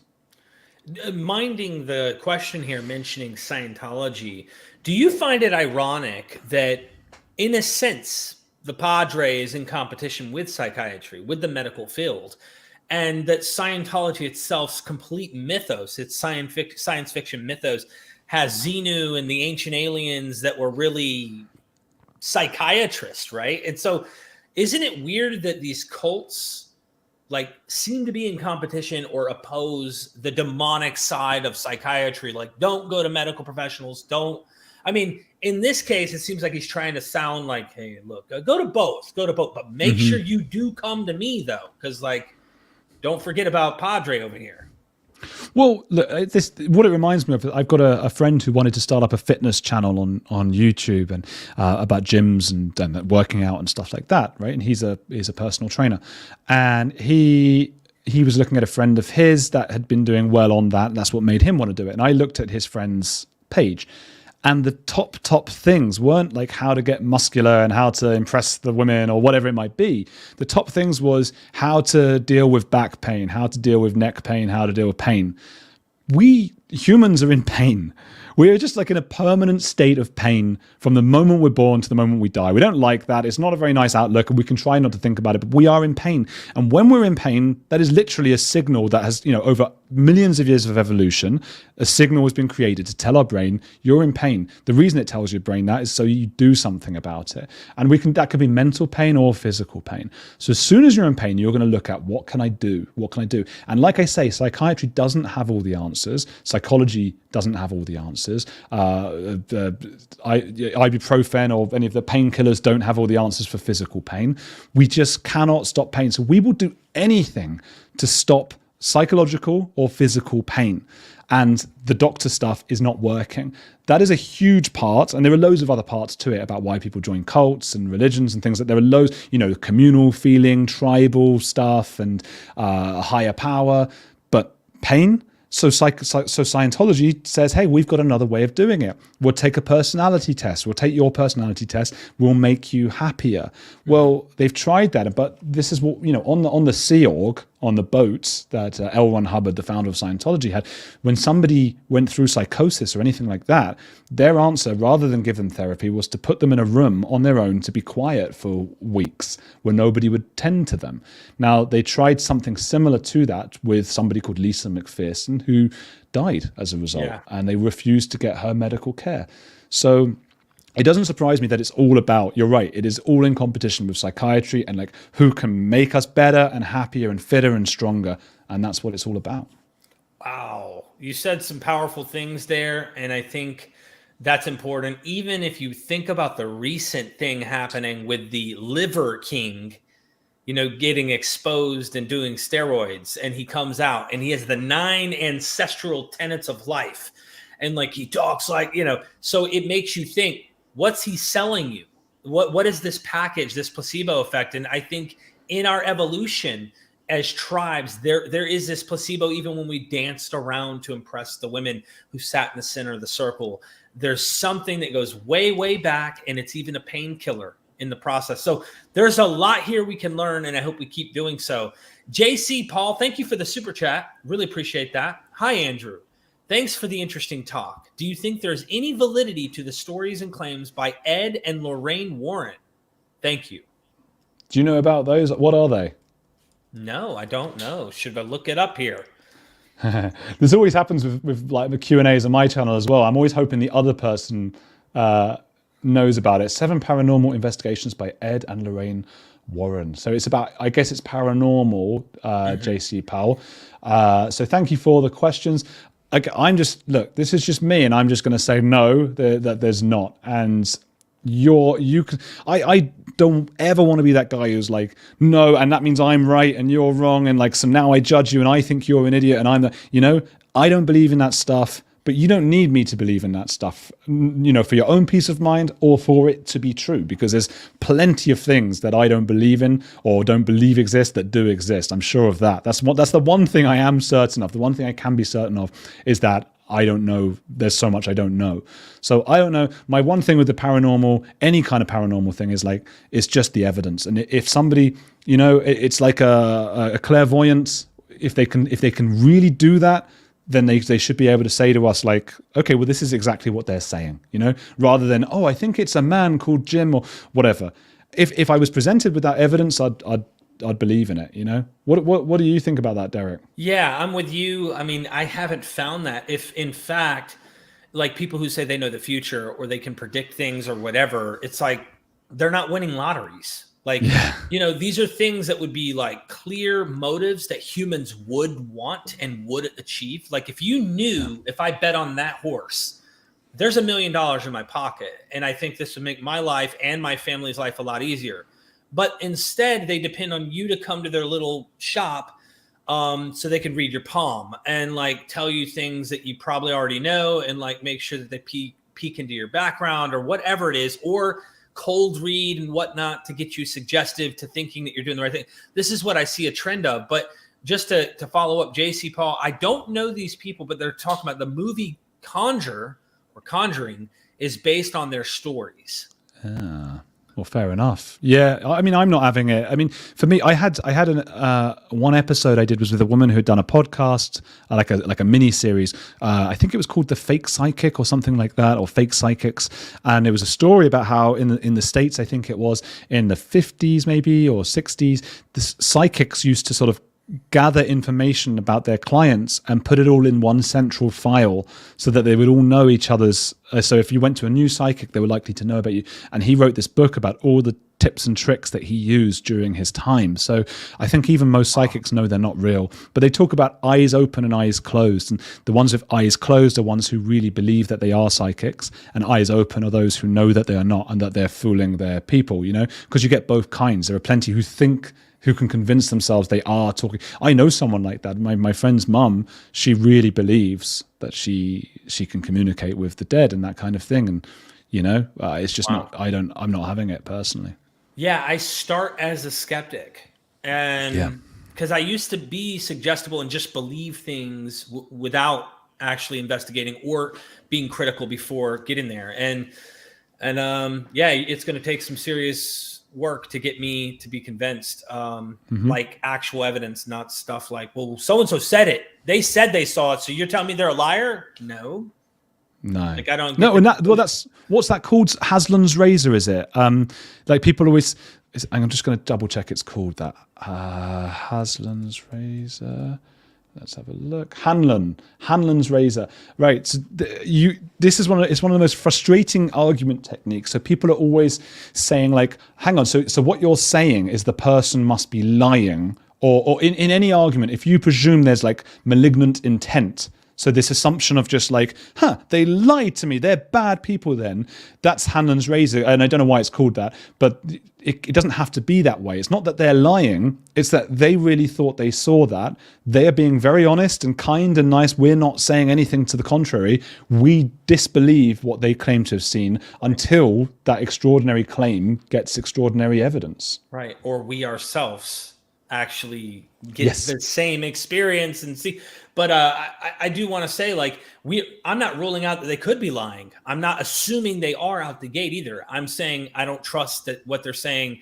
Maybe there's some issues with what they're saying, or maybe they've developed and don't even realize their own narrative about the situation. There's so much that can be factored in. The least probable to me is that this literally is what actually happened.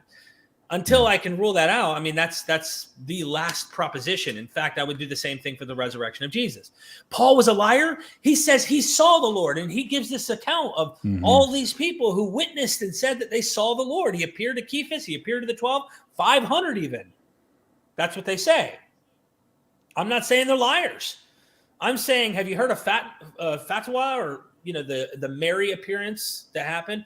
In front of hundreds of people, thousands of people saw this thing that they wanted to say was the Mother Mary. I mean, like, we just need to start being more critical, I think, because everybody's seen UFOs, seen this, seen Jesus, seen that, Elvis Presley, you name it. And it's like, maybe humans want to think they believe. And we want to believe. Is that X-Files? I want to believe. Maybe that's the case, right? Maybe that's well, it's the first. I think it's from the X-Files. I think Mulder has it on his T-shirt, like "I want to believe," and it's like the first step in going wrong in any kind of belief system with confirmation bias. And I love. There's an example with Tom Cruise that I spotted when he was on that Matt Lauer interview. Yeah, that's that one where he goes mad at Matt Lauer and he's going, "You're being glib. Matt, you're glib. You don't understand. I understand psychology. I understand the history of psychiatry."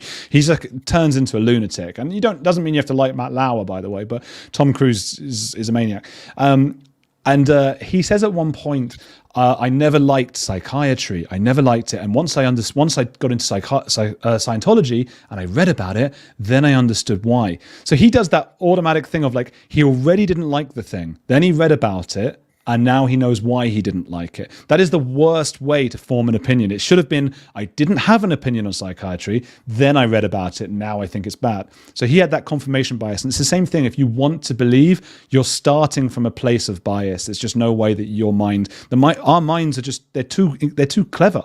And that's the thing. People who are swayed by this stuff, I would never want anyone to think it means they're stupid, because often it means they're smart.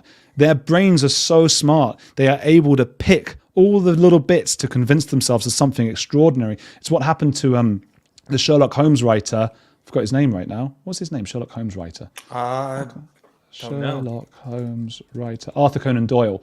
So Arthur Conan Doyle in like the 1930s, he's supposed to be like the writer of, the master of deduction. So he's got to be pretty smart himself. But he believed in fairies. And that was not at a time in the 1930s or 40s or whenever it was that people believed in fairies. That was really unusual. But he believed in it because some children had done a prank where they put up a picture of a fairy and they like put some drawing pins in it to hold it up somewhere and took a photo of it.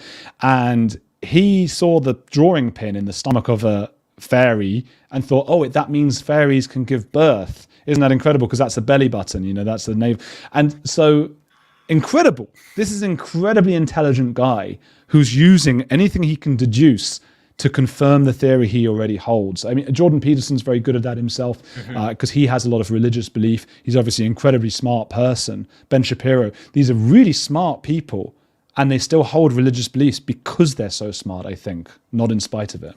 Well, I find that very intelligent people also will like capitalize on material that I'm not nearly as intelligent as some of the people that I interview, for example. They draw conclusions and I'm like, why are you doing that? Like, I don't get that.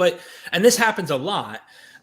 You bring up something interesting about them believing that. I do think that L. Ron Hubbard, as I've investigated this, and I've been talking to Chris Shelton and all these ex-Scientologists who've investigated it, that he actually had this strange, yes, he's a con man in a way, and yes, he was full of himself, but started believing his own science fiction. Okay, so there is some really weird things about the mind that we humans just don't get. We just don't realize. And that's why I think we should be critical even of our own claims and just use a skeptical mind. And anyway. I just want to add to that. So this is what Michael Shermer figured out. People who believe that the moon landings were hoaxed and that we never went to the moon are also statistically more likely to believe that we've hidden structures on the other side of the moon.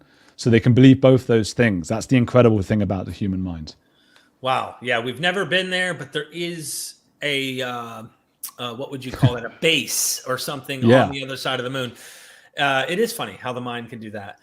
The Stop Scamming Man, good to see you here in the chat. While Scientology's take on psychiatry was probably L. Ron Hubbard demonizing competition for fixing people, I think it's fair to say psychiatry in previous decades was a lot poorer than today, without a doubt. That's true as well. It was poorer. At the same time, you were freer to do more kinds of experiments and things that you couldn't today because ethically, there are much better ethics protection involved now. People always talk about in psychology, those two big events. It was the Milgram experiment and the Stanford prison experiment. The Stanford prison experiment being when they they set up like 10 or 20 people and half of them were guards and half of them were prisoners to see what would happen. And it just went mad, the way that the guards bullied the prisoners by the end of the experiment. Mm-hmm. But it was totally unethical. You can't just do that to people, and people weren't allowed to leave. It's outrageous. And then the Milgram experiment was when they were told that somebody else was in another room and that you were to keep electrocuting them, basically. And people turned the electrocution levels up, or the electricity levels up, to a level that would kill those people if they were real in the other room. So they would have been murderers. And it was an interesting experiment to see how much people will do if they're told by people in white coats to do it. And people have replicated that a little bit since, but you can't really do those kinds of experiments now, because to be told afterwards, you basically, if that person had been real, you were a murderer, you just killed someone. That screws with your mind. Similarly, you can't just put people in prison. So psychiatry has gotten better, partly as a result of some of those experiments that we can't do anymore, but it's also not perfect, and it probably never will be. Yeah, I'm with you on that. I think that goes for anything medical. Thank you so much, Stop Scamming Man. Before I take this, someone mentioned Mary Kay Baxter. I don't know if you've ever heard of her books. A Divine Revelation of Hell, A Divine Revelation of Heaven, A Divine Revelation of this, that. Her books are extremely vivid. And as a kid, I read this. The Divine Revelation of Hell book is nuts. Like, hell is in the shape of a human body, and there's different parts that you can go to. And the worst kind of people on earth go to the heart. Jesus takes her in her dream to hell to show her. And then in one of these situations, he takes her to the heart and leaves her there to let her experience it for a moment. And then she's so mad at him, and he takes her out, and he wanted her to learn something so that she could give this message to the world. I mean, I can't imagine how many books she sold from this, but it's like a nightmare. It literally is top-notch science fiction kind of fictional writing, if you will. But she's actually acting like she really was taken and whatnot. People are believing in that. But I read those as a kid, and it freaking gave me nightmares. I mean, it was just nuts. Yeah, I bet. It reminds me of that. There's that Robin Williams film, What Dreams May Come. And that gave me similar sort of dreams and nightmares and things. He also goes into hell to get someone back. And of course, Dante's Inferno. I mean, this has long been something that we've been fascinated by, different levels of hell. We like to imagine what could be worse and worse and worse and worse. I had a professor on my channel called Professor Paul Bloom, and he wrote this book called Why We Like to Suffer, or it's called The Sweet Spots. And it's like why we like, and the most basic parts of it are like why we like really hot baths and why we like really spicy food. You like that second of suffering because afterwards, by comparison, you're alleviated and you feel great. As it's the same reason for him, he looks into why do we like true crime? Why are people so obsessed with particularly women, with watching and listening to true crime, just murder after murder, horrible things happening. And part of that is we enjoy suffering, and part of that is practice. Because if for a woman, it makes sense that they get like a bit of dopamine in the brain when they watch and pay attention to true crime, because it might help them get out of a similar situation if something were to happen to them where they might be a victim at some point. And I think it's the same reason why we enjoy watching horror films. It's practice. A zombie apocalypse, obviously that's not going to really happen, but some sort of apocalypse could happen, some sort of terrible, the electricity could go down or whatever. Your brain is telling you, watch this. Like, you're enjoying it because watch it, because you might learn something. So that's why I think you enjoyed, maybe despite having the horrible nightmares, reading that stuff. And I think that's a big part of like the fire and brimstone stuff. We love it. It entertains us because it's practice. I could see it too. I mean, it was written in such a way you can see what you're reading and it freaks you out. So yeah. Oof. A. Jansen, thank you for the super chat. Have you ever investigated the claims of the lightning process? They claim to cure all kinds of diseases by a kind of brainwashing. No, I've never heard of them, but there are just so many of these. Have you heard of them? No, I'm looking it up right now. There's just too many. Every episode, I'm sure it's the same for you. Every episode I do, every video I put out, there's like 100 comments going like, what about this group of horrible people that are doing horrible things? And I'm like, I don't know them, but it looks like they're horrible as well. So it says this, oh goodness, Phil Parker's lightning process, home to lightning. It says change the way your nervous system controls your body. Its empowering tools involve gentle movement, meditation-like techniques, and mental exercises. With practice, here we are. With practice, pressed something and it went back. Anyway, you get the point. You'll learn how to switch on pathways which promote health and switch off ones which aren't so good for you. So it's one of those. Put yourself in a suggestible state here. Get some sense of placebo effect through a meditation type of context, and you'll see that it works. You'll feel more peace. You'll feel more this. You'll feel more that. Thank you for that super chat. Moses Irfan, thank you. I hope I'm pronouncing that correctly. Have you encountered the work of Bob Larson? I used to watch him as a teenager. Love your work, Derek. Thank you so much. Bob Larson sounds familiar. We don't know anyone, do we, Derek? Bob Larson, American television evangelist. Well, there you go. He's 78 years old. That's all I know about him. Wow. Bad language deliver us from Bob Larson. A Reverend Bob Larson is an evangelist of the Spiritual Freedom Church whose motto is do what Jesus did. At one time preacher against photos of exorcist Bob Larson. So he's an exorcist. He's also an anti-metal pastor. I don't know if that's metal music or just metal. And he thought that Johnny Depp was possessed by pirate demons. I've seen snippets of him trying to cast out demons of young teenage girls, and I don't know if he made them exorcist as well. I think this is the guy. I've seen something like this in passing. But it's like all of them. Like, if you were to ask me my thoughts, like, technically, I definitely think these people are, I think that either they're convinced themselves, like you talked about, speaking in tongues. At first, you don't really think, then you start believing in what you're doing. I can't psychoanalyze or read these people's minds on whether or not they really believe what they're doing is true, but I am convinced that what they're doing is working, in the environments that they're in, and it's keeping them fed. In fact, just to give you one analogy, and I always go back to Christianity because I know it so well.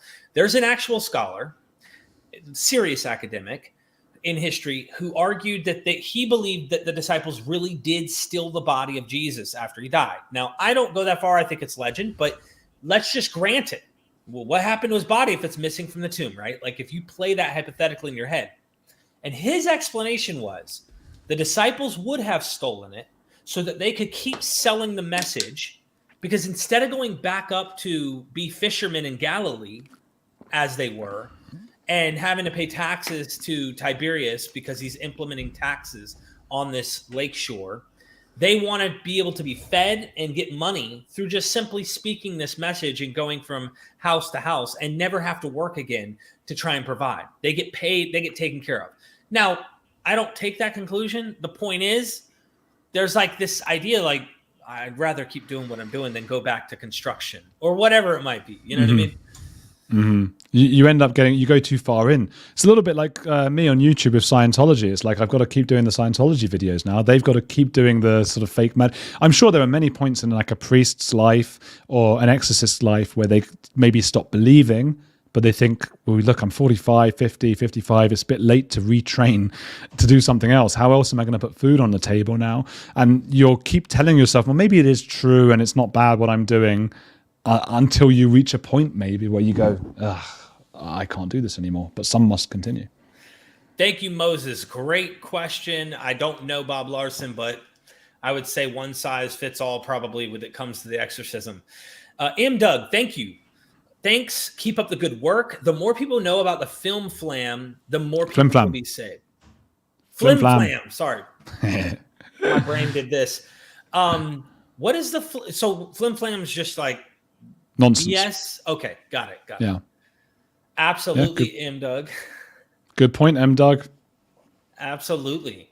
Stop Scamming Man again in the house. The kids avoided disclosing the fairies were a hoax until the 80s when Conan Doyle and another who staked his reputation were dead. It was kids protecting adults from knowing fairies didn't exist. Yeah, that's the Arthur Conan Doyle Sherlock Holmes story. And the kids who put up pictures of the fairies as a hoax. Yeah, they didn't reveal it. I think it led to the breakdown in the relationship, the friendship between Arthur Conan Doyle and Houdini, the magician, who they were close friends. And a big part of there was a few other things that happened as well, but they started to disagree because Houdini didn't believe in anything paranormal and Arthur Conan Doyle did. It's interesting that a lot of these magicians who know they're psychologically tricking the mind of humans, they know that our perception is limited, so they know how to tweak that mental part, and they don't believe. But it's the people who are in the audience who know that there's something true about this. And can you imagine if you tricked everyone like Darren Brown does, then go and tell them, hey, I tricked you, and they're like, nope, you didn't trick me, it was real, and you just don't realize that that's the mind. The beauty, though, as well of those Darren Brown tricks, and this is my theory as well, there are layers of things that that are supposed to, they're trying to make us believe that are not true. So on the top layer, it's like, magic. I performed magic, whether it be via God or religion or spirituality or whatever. This is what I did. What Darren Brown, and I shouldn't just pick on him because I don't know enough, but these mentalists, what they're doing is they're diverting attention away. So they are saying to you, I didn't do this with real magic and spirituality. I'm an atheist. I didn't do this. What I really did was I used psychology, so Darren Brown will be like, oh, you blinked and that means this and that. And that's also usually not real. So that's the other thing. So it's like, it's not just the top layer, the religion and spirituality. It's also the sort of the psychology stuff, the behavioral analysis. I know that's really popular on YouTube. Like look at someone's behavior, but I think we need to be just as skeptical about that stuff, which is like secular stuff, as we are about anything else. And all studies show that humans are not adept, are not able to tell from someone's physical behavior and how they move their arms and if they look down or up or left and right, what that means if they're guilty or innocent or whatever. We can't tell. And yet people continue perpetuating that a little bit like religion. So it's not just spirituality that I think we need to be skeptical of. Well, when Darren Brown converted that atheist, the girl that was an atheist, and he gave her a spiritual experience, and then he goes to like explain, hey, look, we've documented the whole thing. I did this in less than 15 minutes. I gave you that. I took real things of your life, your father is your hero, your family, things like that, and applied it to a father figure that's just bigger, we call God. In her eyes, she looked like she couldn't believe that this wasn't real because of the experience that she had. Yeah. And that's the shocker. It's like you could show the film. I wonder today if she's still an atheist or not. I'm curious to know if she's like, that experience was just too profound. Even with you documenting all of this, I can't break through what I felt that day, and therefore I'm just going to hold on to it. I don't know. It makes me fascinating. Wonder. Yeah. A few more here. The governor says Mormons, Jehovah's Witnesses, and Scientologists all tell their followers to shun psychiatrists. Makes sense. We were talking about that earlier. They're in competition. Doc Pluromanaut, thank you for showing up, and thank you for the super chat. I also want to say thank you to the previous person super chat. Forgot to mention. Thank you. I used to work with an MD, Dr. Braverman Path Medical, who is a complete quack. He's a converted Jew on Benny Hinn's Faith Healing Network. Check this kook out. Wow. Yeah, I don't know him, but it sounds like a nutter. Are you going in this direction of like, I'm going to just expose cults now, or? I think so, yeah. I mean, it's what I started with the Exorcist stuff. And then I sort of went to a lot of other things as well. I focused on sometimes political ideologies like right wing and left wing and stuff like that. But every time I went back to sort of cults and religions, and particularly Scientology, people just loved it. And eventually you've got to give people what they want. And I've been intrigued since I was, like I say, 12 years old in synagogue, just going like, what the hell is this? I think it's a lack of respect that I have. I don't respect people. I like people. I want to be polite to people, and I hope that they like and are polite to me. I don't want them to respect me either. I don't like the word, and I don't necessarily mean the word respect in the same way that other people would. What I mean is that sort of looking up to someone and just saying like, you must, whatever they say, you have to hold that in reverence because they're whoever they are and whatever position they have in society. I feel very egalitarian about that. I don't want anyone to ever look up at me. Or down at me, and for me to look up or down at anyone else.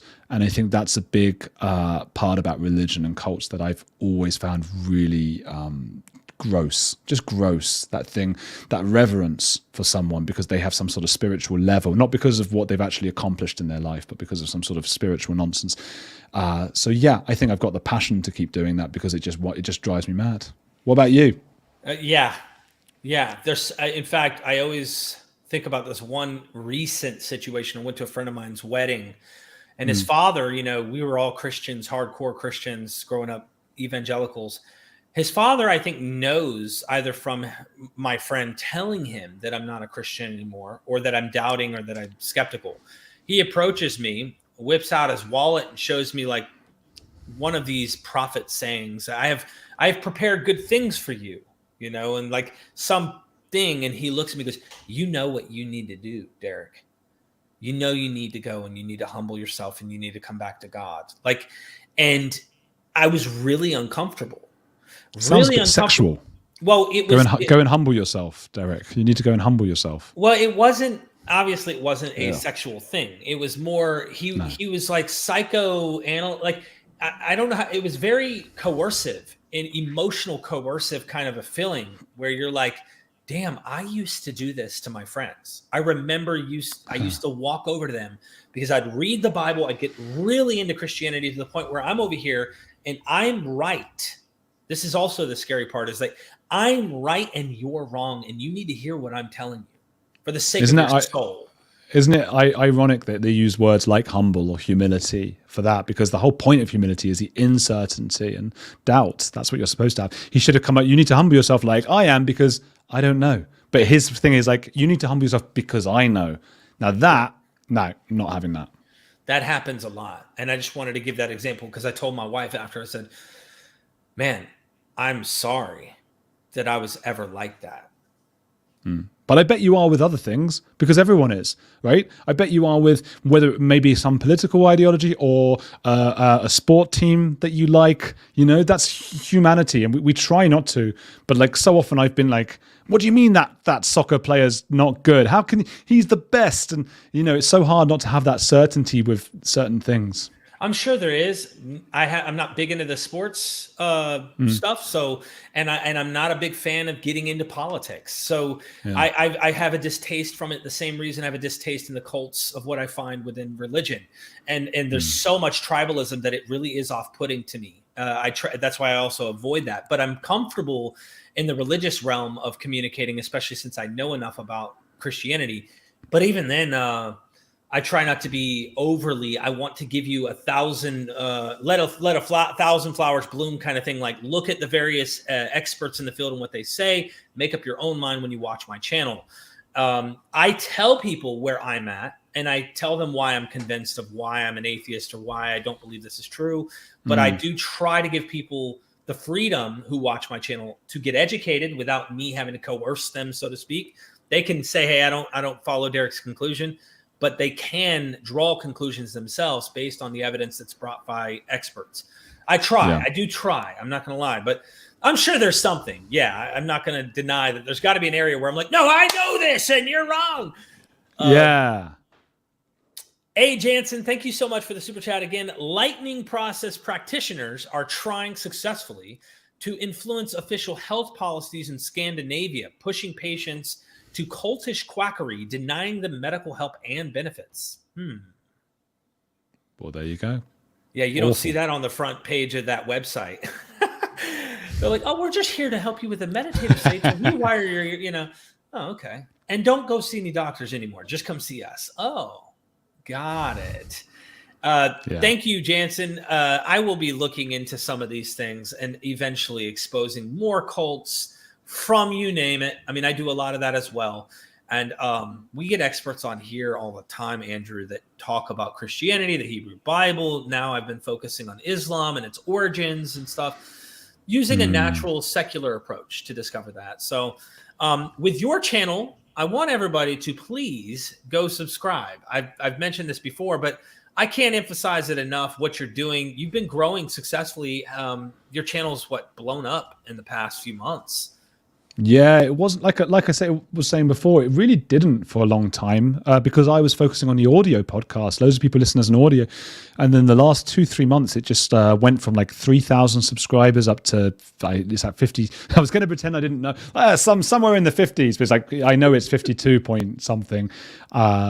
52,000 something subscribers, and yeah, similar channel to yours, looking at the cults and stuff. Literally, my latest episode last night was about Islam as well, with Yasmin Mohammed. It's actually an old episode of mine, because this is the thing. I had these episodes from 2 years ago. Some of them are some of my favorites, and that's why the camera doesn't look as good on that one, because they were some of my favorite episodes. And it's like no one watched them, and then once you've got the subscribers, it's amazing what a difference it makes. So like, I think like a few hundred people watched that in 2 years, and then I put it out last night, and already a few thousand have seen that one. It's like, what a huge difference. So yeah, it's and Robbie Williams was just on, who in America is not a big deal, but he is one of the most famous singers in the world. He's like Madonna and Justin Timberlake combined, and he's a bit spiritual, and he's like into conspiracy theories. And I did a 2-parter, so that's the second part, and the first part was out like a week or two ago, and that was like a hero of mine. It's like if you had like Madonna on the podcast or something. I don't know how we got him. So easy trapped, and I suspect we got to watch the show, right? I mean, it's that's Robbie Williams with me and Sean Atwood, old friend of mine, and his partner Jen and Robbie, who just he was my hero as a child. What's he into? What's his issues? Is like, do you know, or did they got? Oh yeah, so yeah, like I said, so that's the second one. So the first one was a couple of weeks earlier, and he talks more about conspiracy theories and aliens. He believes a lot of stuff that I don't. But again, like I say, like he's had in the UK, it's the weirdest things that Americans and Canadians don't know about Robbie Williams, because he's in the UK had the most #1 albums of all time. So he's had more than I think the Beatles, more than Elvis, more than like all these people. He's the star, and somehow Sean managed to get him to come on. But yeah, Richard Dawkins was another one we had on, and I say we, it was me, I suppose, wasn't it? And Amanda Knox was one of my favorites as well. Do you remember her? Amanda Knox? No, I don't know Amanda. So Amanda Knox was like a huge deal because she was accused of murder in Italy. This young woman who was known for being very attractive and about 19 years old at the time. And she came home and found her roommate, who was a British woman in Italy. They were all studying together. Amanda's American. She found she had died, been killed. And she was accused, and she went to prison in Italy for 4 years. And it was this big thing. They called her Foxy Noxy, which I thought was because she was so attractive. It was in all the newspapers, Foxy Noxy, but I think it actually was because of her soccer. How she was like quick, so they called her Foxy Noxy. She was really fast. But yeah, she's like a huge deal. So I was like amazed that she came on the show. I was really excited for that. Yeah, you've got some big names, and I hope to see you succeed. Keep doing what you're doing. What you're doing with Scientology is working. And as I say, you find your pocket, run with it, because there's so much more, as you know, and you're discovering every day with this cult. And the fact that it has such a reach in celebrity, like in the Hollywood world, is what makes this even more like, what? I mean, so there's a lot. And David Miscavige, goodness gracious, I got to interview Ron Miscavige before he died. And he was suffering with cancer, wouldn't tell anyone. It was not till I tried to schedule again, and he wrote back and said, I probably have a couple weeks, and I'm too sick. I would love to, but I'm just no energy. He couldn't keep food down. He died of cancer. And but he came on, and I opened it up with a little scene where he's like, Scientology is the most disgusting, and but his son is the president, if you will, of the whole thing. I mean, he is the Pope of Scientology, his son. So, Andrew, evil. People need to go subscribe to you, man. They need to go Derek, thank you. Thank you. Well, if for nothing else, the fact that you'll probably be on, we need to arrange it, but maybe next week or something, that's a reason to come and subscribe and check out Derek on and I've just had a brand new trailer, which I paid a fortune to an editor to put up on the channel. So if for nothing else, go and please watch that trailer. Oh, and my most recent episode, which was out last night, I did one looking at the 4 scariest things that Scientology has done. I did my first ever ad, like an ad. There was a VPN ad, but I actually did like a crazy weird thing where I filmed like me and my neighbors like running around being chased by Scientologists. So if for nothing else, watch that 4 scariest things in Scientology that I put out last night just for that ridiculous advert. No way. Okay. Yeah, it's like they turn up at the door to like fair game me. Oh, that's another thing. We've got a lot to talk about. And I'm sure we'll do more as time goes by because, goodness gracious, you and me have a lot in common. Andrew Gold, ladies and gentlemen, go subscribe again to his YouTube channel. I put it down in the chat. It is also in the description. You can just type in Andrew Gold on the edge, if you will, with Andrew Gold. So go subscribe to his YouTube channel. Let him know, hey, I'm coming over from MythVision. Let him know where you're coming from, so he knows. I love that. Absolutely. Thank you so much. Are there any final words you would say to somebody out there that is wanting to look into this stuff more, exorcisms and cults and crazy ideas? Any encouraging words, maybe? Leave them with something positive. I would say, firstly, can I ask them a question? Can I ask people on your question? So firstly, one thing you said a bit ago, I was intrigued about because you said you don't do politics, or you don't want to get involved in politics, which I think is probably the right decision, and I'm leaning towards doing that as well. But I also think there's a huge overlap with cults and ideologies and religions and politics as well. Right. So firstly, I'm just intrigued about what your viewers want. So I wondered if you guys could put, because obviously you could say like a cult could be, some people say the Trumpy stuff like really far right. I'm not saying that, but some people could say it. Some could say like the woke ideology and the stuff on the left, that those things are culty. So could you put a 1 in the chat if you want Derek to sometimes look at political cults, the cult of politics, and put a 2 if you think, you know what, no, tired of politics, don't want to do it. My theory is that it's going to be an even split. So 1 if you want political cult stuff, 2 if you don't want Derek to touch on that. I reckon I reckon it's going to be even. I used to do this with Sean a lot. We on his show, Sean Atwood did the ones and the twos, and it was really interesting to see what people said and stuff like that. And while they're doing that, just final. I would just say, you know what? The best advice I got about cults came from Amanda Montell, who wrote a book called Cultish, and she was on my show. And I'd recommend her for yours if you can get in touch with her. You know, I'm sure she would.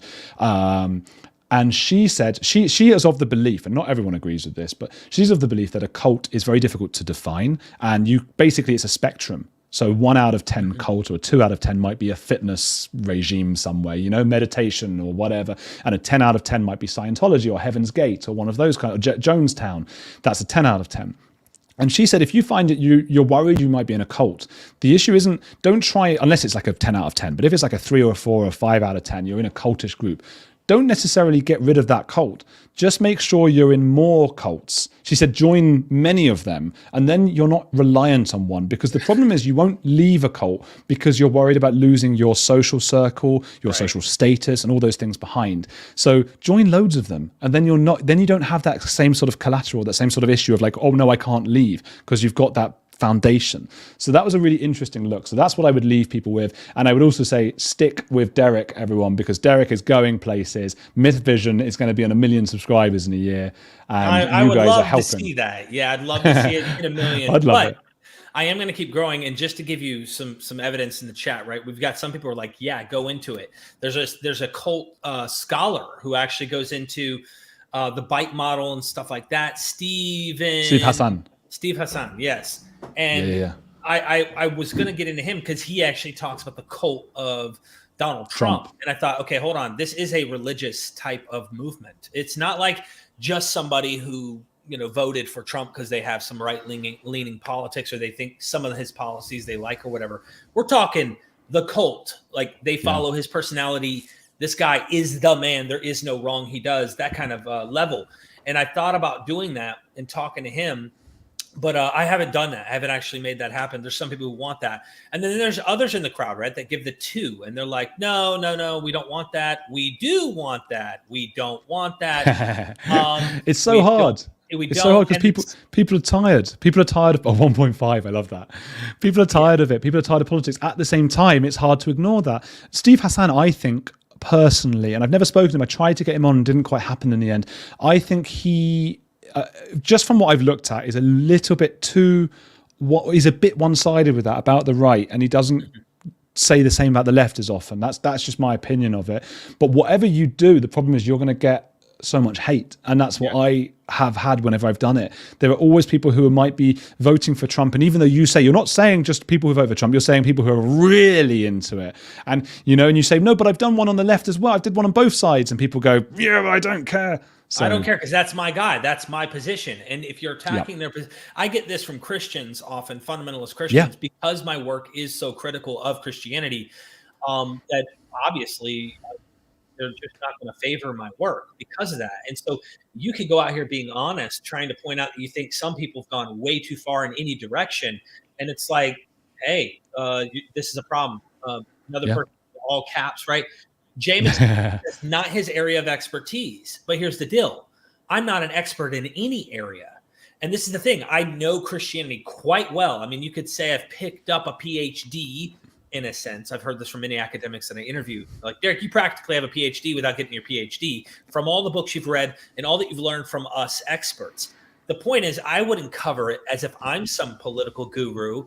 I would be interviewing experts on this from their perspectives and getting them to educate if that were the case. But I want to avoid it anyway because it's, you know what's weird? Politics are worse than religion. Yes. I mean, you want to get people pissed? You want people to really hate you? You want death threats? Don't just poke at religion. Start talking politics, and you'll find out that people wish you were dead. I mean, you will find out how quickly they are sucked into that world more than they are into the religious cult stuff. So it's like, do you really even want to go down this path? Unless you want to be a political channel and you want to create a like-minded think tank of people who also are going to favor you. Yes. This is the thing. It's another religious, it has overlap, and you're right, but it's also something I've avoided so that I could specialize in expert, like get the experts to point out about these ancient texts. And who knows one day, who knows where I'll go with that. But I also don't talk about it because I haven't studied politics in depth. I haven't actually investigated these things thoroughly, if that makes sense. So it's so hard though. Like I tried for a long time to incorporate that, and I think I'm the same as you. I think I'm going to move away from it, but sometimes it just comes up. Like, so the woman I spoke to on last night's episode, Yasmin Mohammed, her whole point is that she believes that the people on the left have got at the moment a double standard about Islam, where if they see some of the horrors going on in any extreme religion, they'll speak up, but they won't with Islam because they say, oh no, that's, an exorcism, they're allowed to do their thing kind of thing. You got to respect their practices. And she's like, the things that happen to me, the things that have happened to my family, and you white people just sit there and don't do anything. You don't care when like this happens to a young girl. I don't want to say some of the things again in case it gets your channel in trouble or whatever, but awful things happen. And her point is quite political. She's saying, why is the left not speaking up about it? And often it will be about the right. It will be the evangelical churches, some of the mega churches. It will move into the Q stuff, and Trump and all those things, and it goes into the right, and then people get angry, and I'm like, I'm not on either side. I'm trying to be the middle guy, but people are angry. Well, I lean left. I'm very open about leaning left, and I definitely would favor a lot of the things, ethically speaking, and of course, positions that I know are progressive in that direction. But I also know that I do see what you're saying about tiptoeing around dangerous things, especially when it comes to Islam and other things. But I also have learned to be balanced in this approach because not all Muslims are. I kind of wonder. I wonder if Sam Harris has gone a bit far in kind of projecting in some direction toward Islam and Muslims in general. At the same time, I know that there is a lot of things that we would look at and go, that's dated. These are things that we would say we don't practice anymore. We shouldn't, right?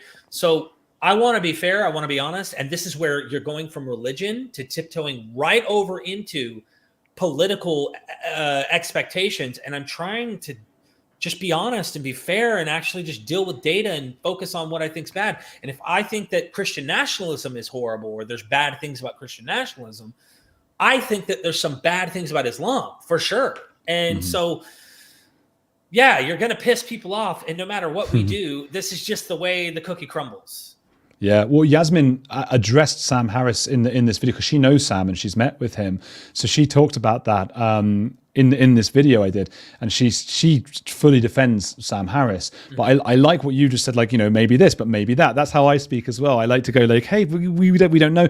But what really annoyed Yasmin was when I kept saying things like, look, there are obviously these bad things in Islam, but there are bad things in Christianity and Judaism as well. And she didn't like me saying that because she was like, when you criticize Christianity, you don't say, but there are bad things in Islam. And I go, no, I suppose I don't. She goes, why are you making an exception for the one that was ruining my life? Why do you have to like balance that out with other religions when you talk about the one?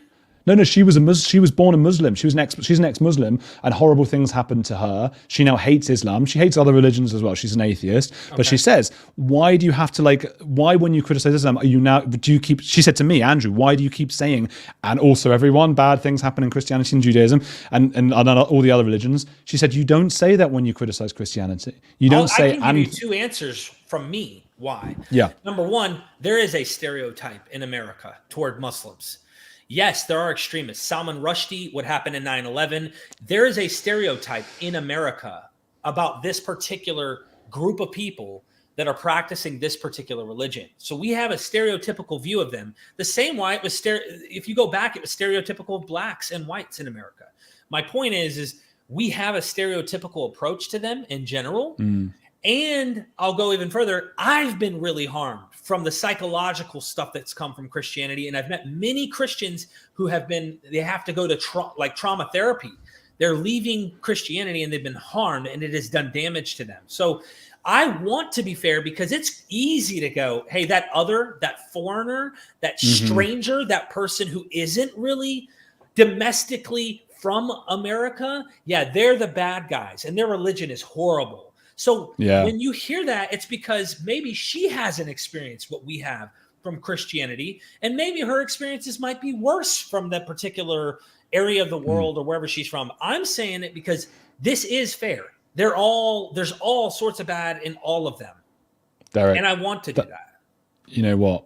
That's a great answer. I wish I'd said that to her when she said that. I was just like, oh, because when you're speaking of it, I was just like, oh, I'm sorry. She's like, well, you shouldn't be saying, and I was like, I'm sorry. But I think that's actually a great answer. It depends on your circumstance, and we don't want to stereotype people. I think that's a brilliant answer. I will go back in time and tell her.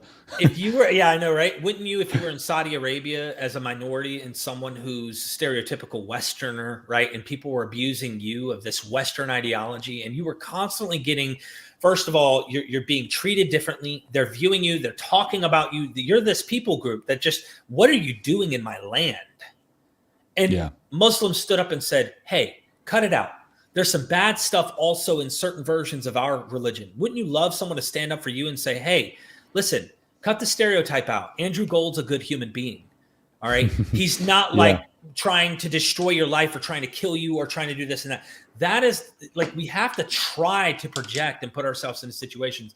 And that's why you have to take the testimony from people who have left these cults, take it with a grain of salt and balance, because there's a lot more, man. It's complexity. There's nuance and complexity to everything. Yeah. And that's why I'm careful with Sam Harris in many ways of what he's saying. I totally get what he's trying to say, but you kind of wonder, how is this helping balance? And are we giving a voice to the more liberal, progressive Muslim who is also saying these extremists are the worst kind of ilk? We need to stop. We need to get them out of power. We need to stop that ideology, that version of this from growing. And so should we give more voices to people who are more progressive in their approach? Should we give more voices to people who are going, I just want peace. I literally just want to raise my family and I want to enjoy the world I live in. Sure, I'm a Muslim and this is the worldview that I believe, but I don't want any bad to you guys. Can we listen to what they're saying and not think they're being deceptive? Or do we need to listen to the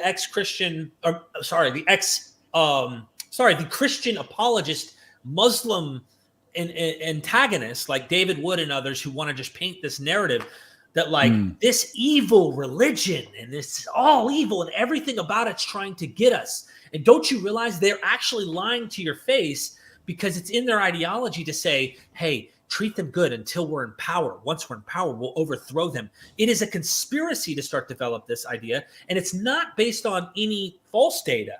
If you go into some of the later medieval interpreters, they interpreted the life of Muhammad similar to this. When he wasn't in power, he was more ecumenical and trying to cooperate because he couldn't do anything about it. But then they interpreted that later in Muhammad's life, he became more violent and he literally was out there with the sword converting and force converting, or at least forcing others to submit. And this is what they think all Muslims do, because there are some extreme groups that actually interpret Muhammad this way and recognize once we're in power, we're going to crush them. But there are Muslims in the West, for example, or in Europe you could go to, who are like, no. And I had a recent scholar on who takes a historical approach and says, scratch the medieval interpreters. The Quran itself constantly has Muhammad trying to say, try peace, like let's go with peace. And so there's just, look, it's not a one-stop shop and like this, everybody in this group, we need a stereotype. And that's the problem I'm finding.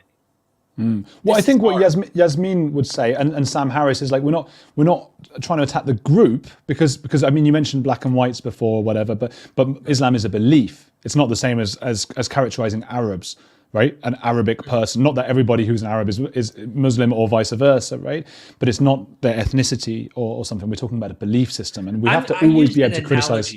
I had to use an analogy here, but we've got to be able to criticize ideas, and I think they would say that, and I think your concern is like, yes, but there are a lot of people who are basically racists who are going to take those things, So that's the balance that we always have to get, and to look at ourselves all the time. I would say, like with the interpretations of the Quran and the Bible and all of those things, I just think, well, I don't know why we need. I mean, look, we can talk about this another day because it's going to take hours, isn't it? Yeah, I don't know why we need any of it. People say like, oh, you should pick and choose and like interpret it the best way and the worst way. For me, like, just be nice to people around you and like, read Harry Potter or something. No, I'm with you. Why? I think these are ancient methods for people in a cultural context, and people want to hold on to tradition. And so they need this tradition. And I hope that people keep reinterpreting this tradition to fit modern ethics, where we're going in more progressive direction of getting away from 7th century, 1st century, 5th century BCE perceptions of the world, right? Like we need to advance. We don't even do things, even stuff that was like 20 years ago. We now go like, oh my God, like, I can't believe we used to do that. So like 2,000 years ago, 3,000 years ago, get it. Like, don't be ridiculous. I don't want those books to tell me how to live my life. I want, my friends, my family. And I think we can agree on that, can't we? Yeah, we could pick the good. I mean, we could say, hey, this is a good thing. This is good stuff. No, I mean, I'm being difficult now. Well, I mean, honestly, if we learn from experience and from predecessors who come before, whether it's science, hey, we found out, okay, Galileo discovered this. Like we learn things along the way and we throw away bad ideas, recognizing certain ideas are bad and try to capitalize on the things that work and are good. A couple more super chats since our discussion went off of all of the cult stuff. Alan Bird, does Andrew still think XJWs who listen to Lloyd Evans' YouTube channel have swapped a dangerous cult, one a less dangerous, as he claims in a video? Yeah, well, okay, I can't go into it too long because it would take too long, but I had a falling out with Lloyd Evans. Not so bad. I don't think he's the worst person ever. He's fine. He's just he's the only person I've ever had like a public falling out with, I think. Really? Yeah, well, so for those who don't know, Lloyd Evans is like the guy or one of the guys of the XJW, Jehovah's Witness community. And he had this big thing happen and he speaks about this.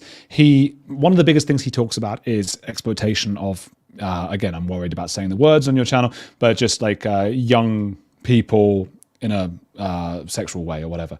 And he was then found to have gone on this big trip to Thailand where he was engaged in relations with adult versions of those, but paying money, right?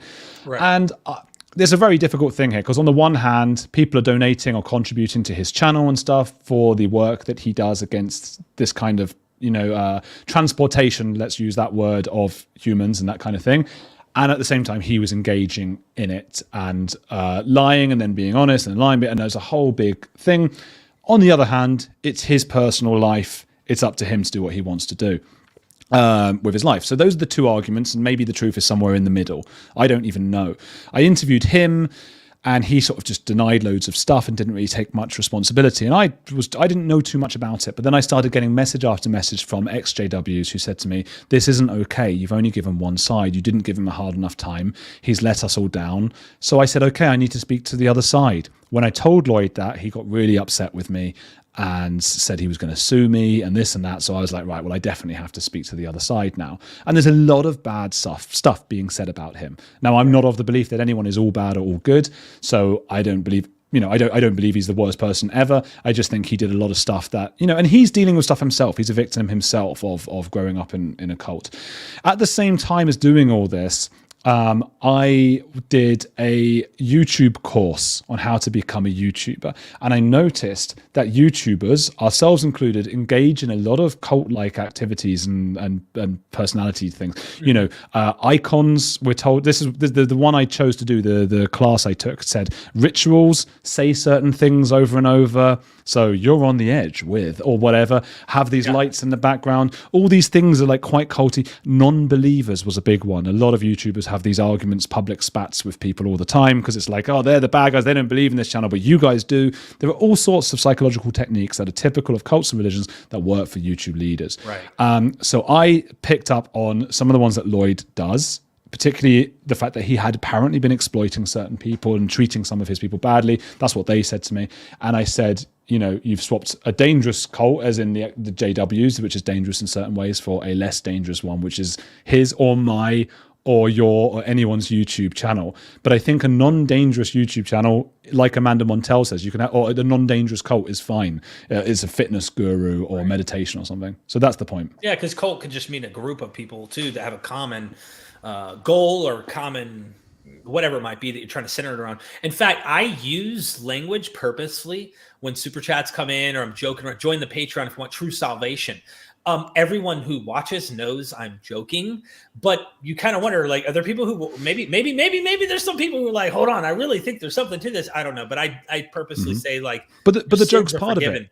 It's a joke, it's a joke, but you are doing, and that's, it's not culty in a bad way. I think cults are good when they're like a 3 out of 10, or a 4. They're actually a force for good, or a 4 out of 10. So I think it's good because what you're doing is you're using in-group humor, right? Which reflects on the stuff that you are satirizing, and it's words and humor and language. We're showing how the sausage is made, and I don't believe for a second you're purposefully doing that, or that I'm purposely. It's just funny and it's fun. But then the people who are on your channel, they know this is only stuff that we'd recognize, and you feel part of something. And I don't think there's anything wrong with that. So that's why I said it's a less dangerous one, the Lloyd Evans one, than JW's.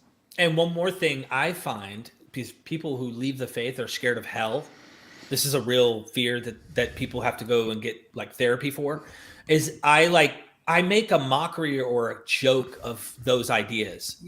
Well, guess what? Guess who's not ever going to hell now? Like, thanks for joining the membership program or whatever. I make very bad ideas humorous because I find them as mythology. We've invented these ideas to make people walk a certain way, talk a certain way, act a certain way for fear, or even at some points, there were times where indulgences were involved in the church to try and keep people from going to hell or get them out of purgatory, whatever. Anubis Fire, thank you for the super chat. The methods of manipulation are the same, regardless of the targets. I'm with you on however you run this channel. Thank you. Oh, well, fair enough. I think this is the whole methods of political manipulation, things like that. Okay, yeah. More the Grim, thank you for the super chat. The Clergy Project provides support to clergy who no longer believe, includes job training, I think. Yes, they're recovering from religion foundation to help people. Some people are, like you said, 55. They just can't honestly live with themselves anymore doing what they're doing. So they need therapy. They need help on how do I transition from where I'm at. I've built a career out of this thing I no longer believe in, and I can't honestly do this with clear conscience. So yeah, I would go look into that more and more. I think just to make sure I did cover every super chat here. We went off into the deep rabbit trail there, Andrew. I didn't expect us to go into, but I look forward to having conversations with you and getting into there. I don't know if there's anything else you want to say. I want to give you the opportunity to say it. No, I'm all done because anything we'll just talk all night. It's like it's great talking to you though. This is fantastic. We will do it. You're going to be on my show soon, and yeah, like you said, if people do come over, do say you came from here because it's always nice to know. And then hopefully I'll be able to send some people back to Derek, so you'll have a bigger community next time, and we shall grow and grow until we can take on Professor Dave and beat him up. He's actually, he's got a successful channel. Join our cult today before it's too late. Here we are, right? Andrew, I really appreciate your content. Keep it up. I think Scientology and cults is the way to go. And subscribe to this channel, like this video, drop a comment, share it with somebody else. And never forget, here's our cult motto. We are MythVision. Oh, I like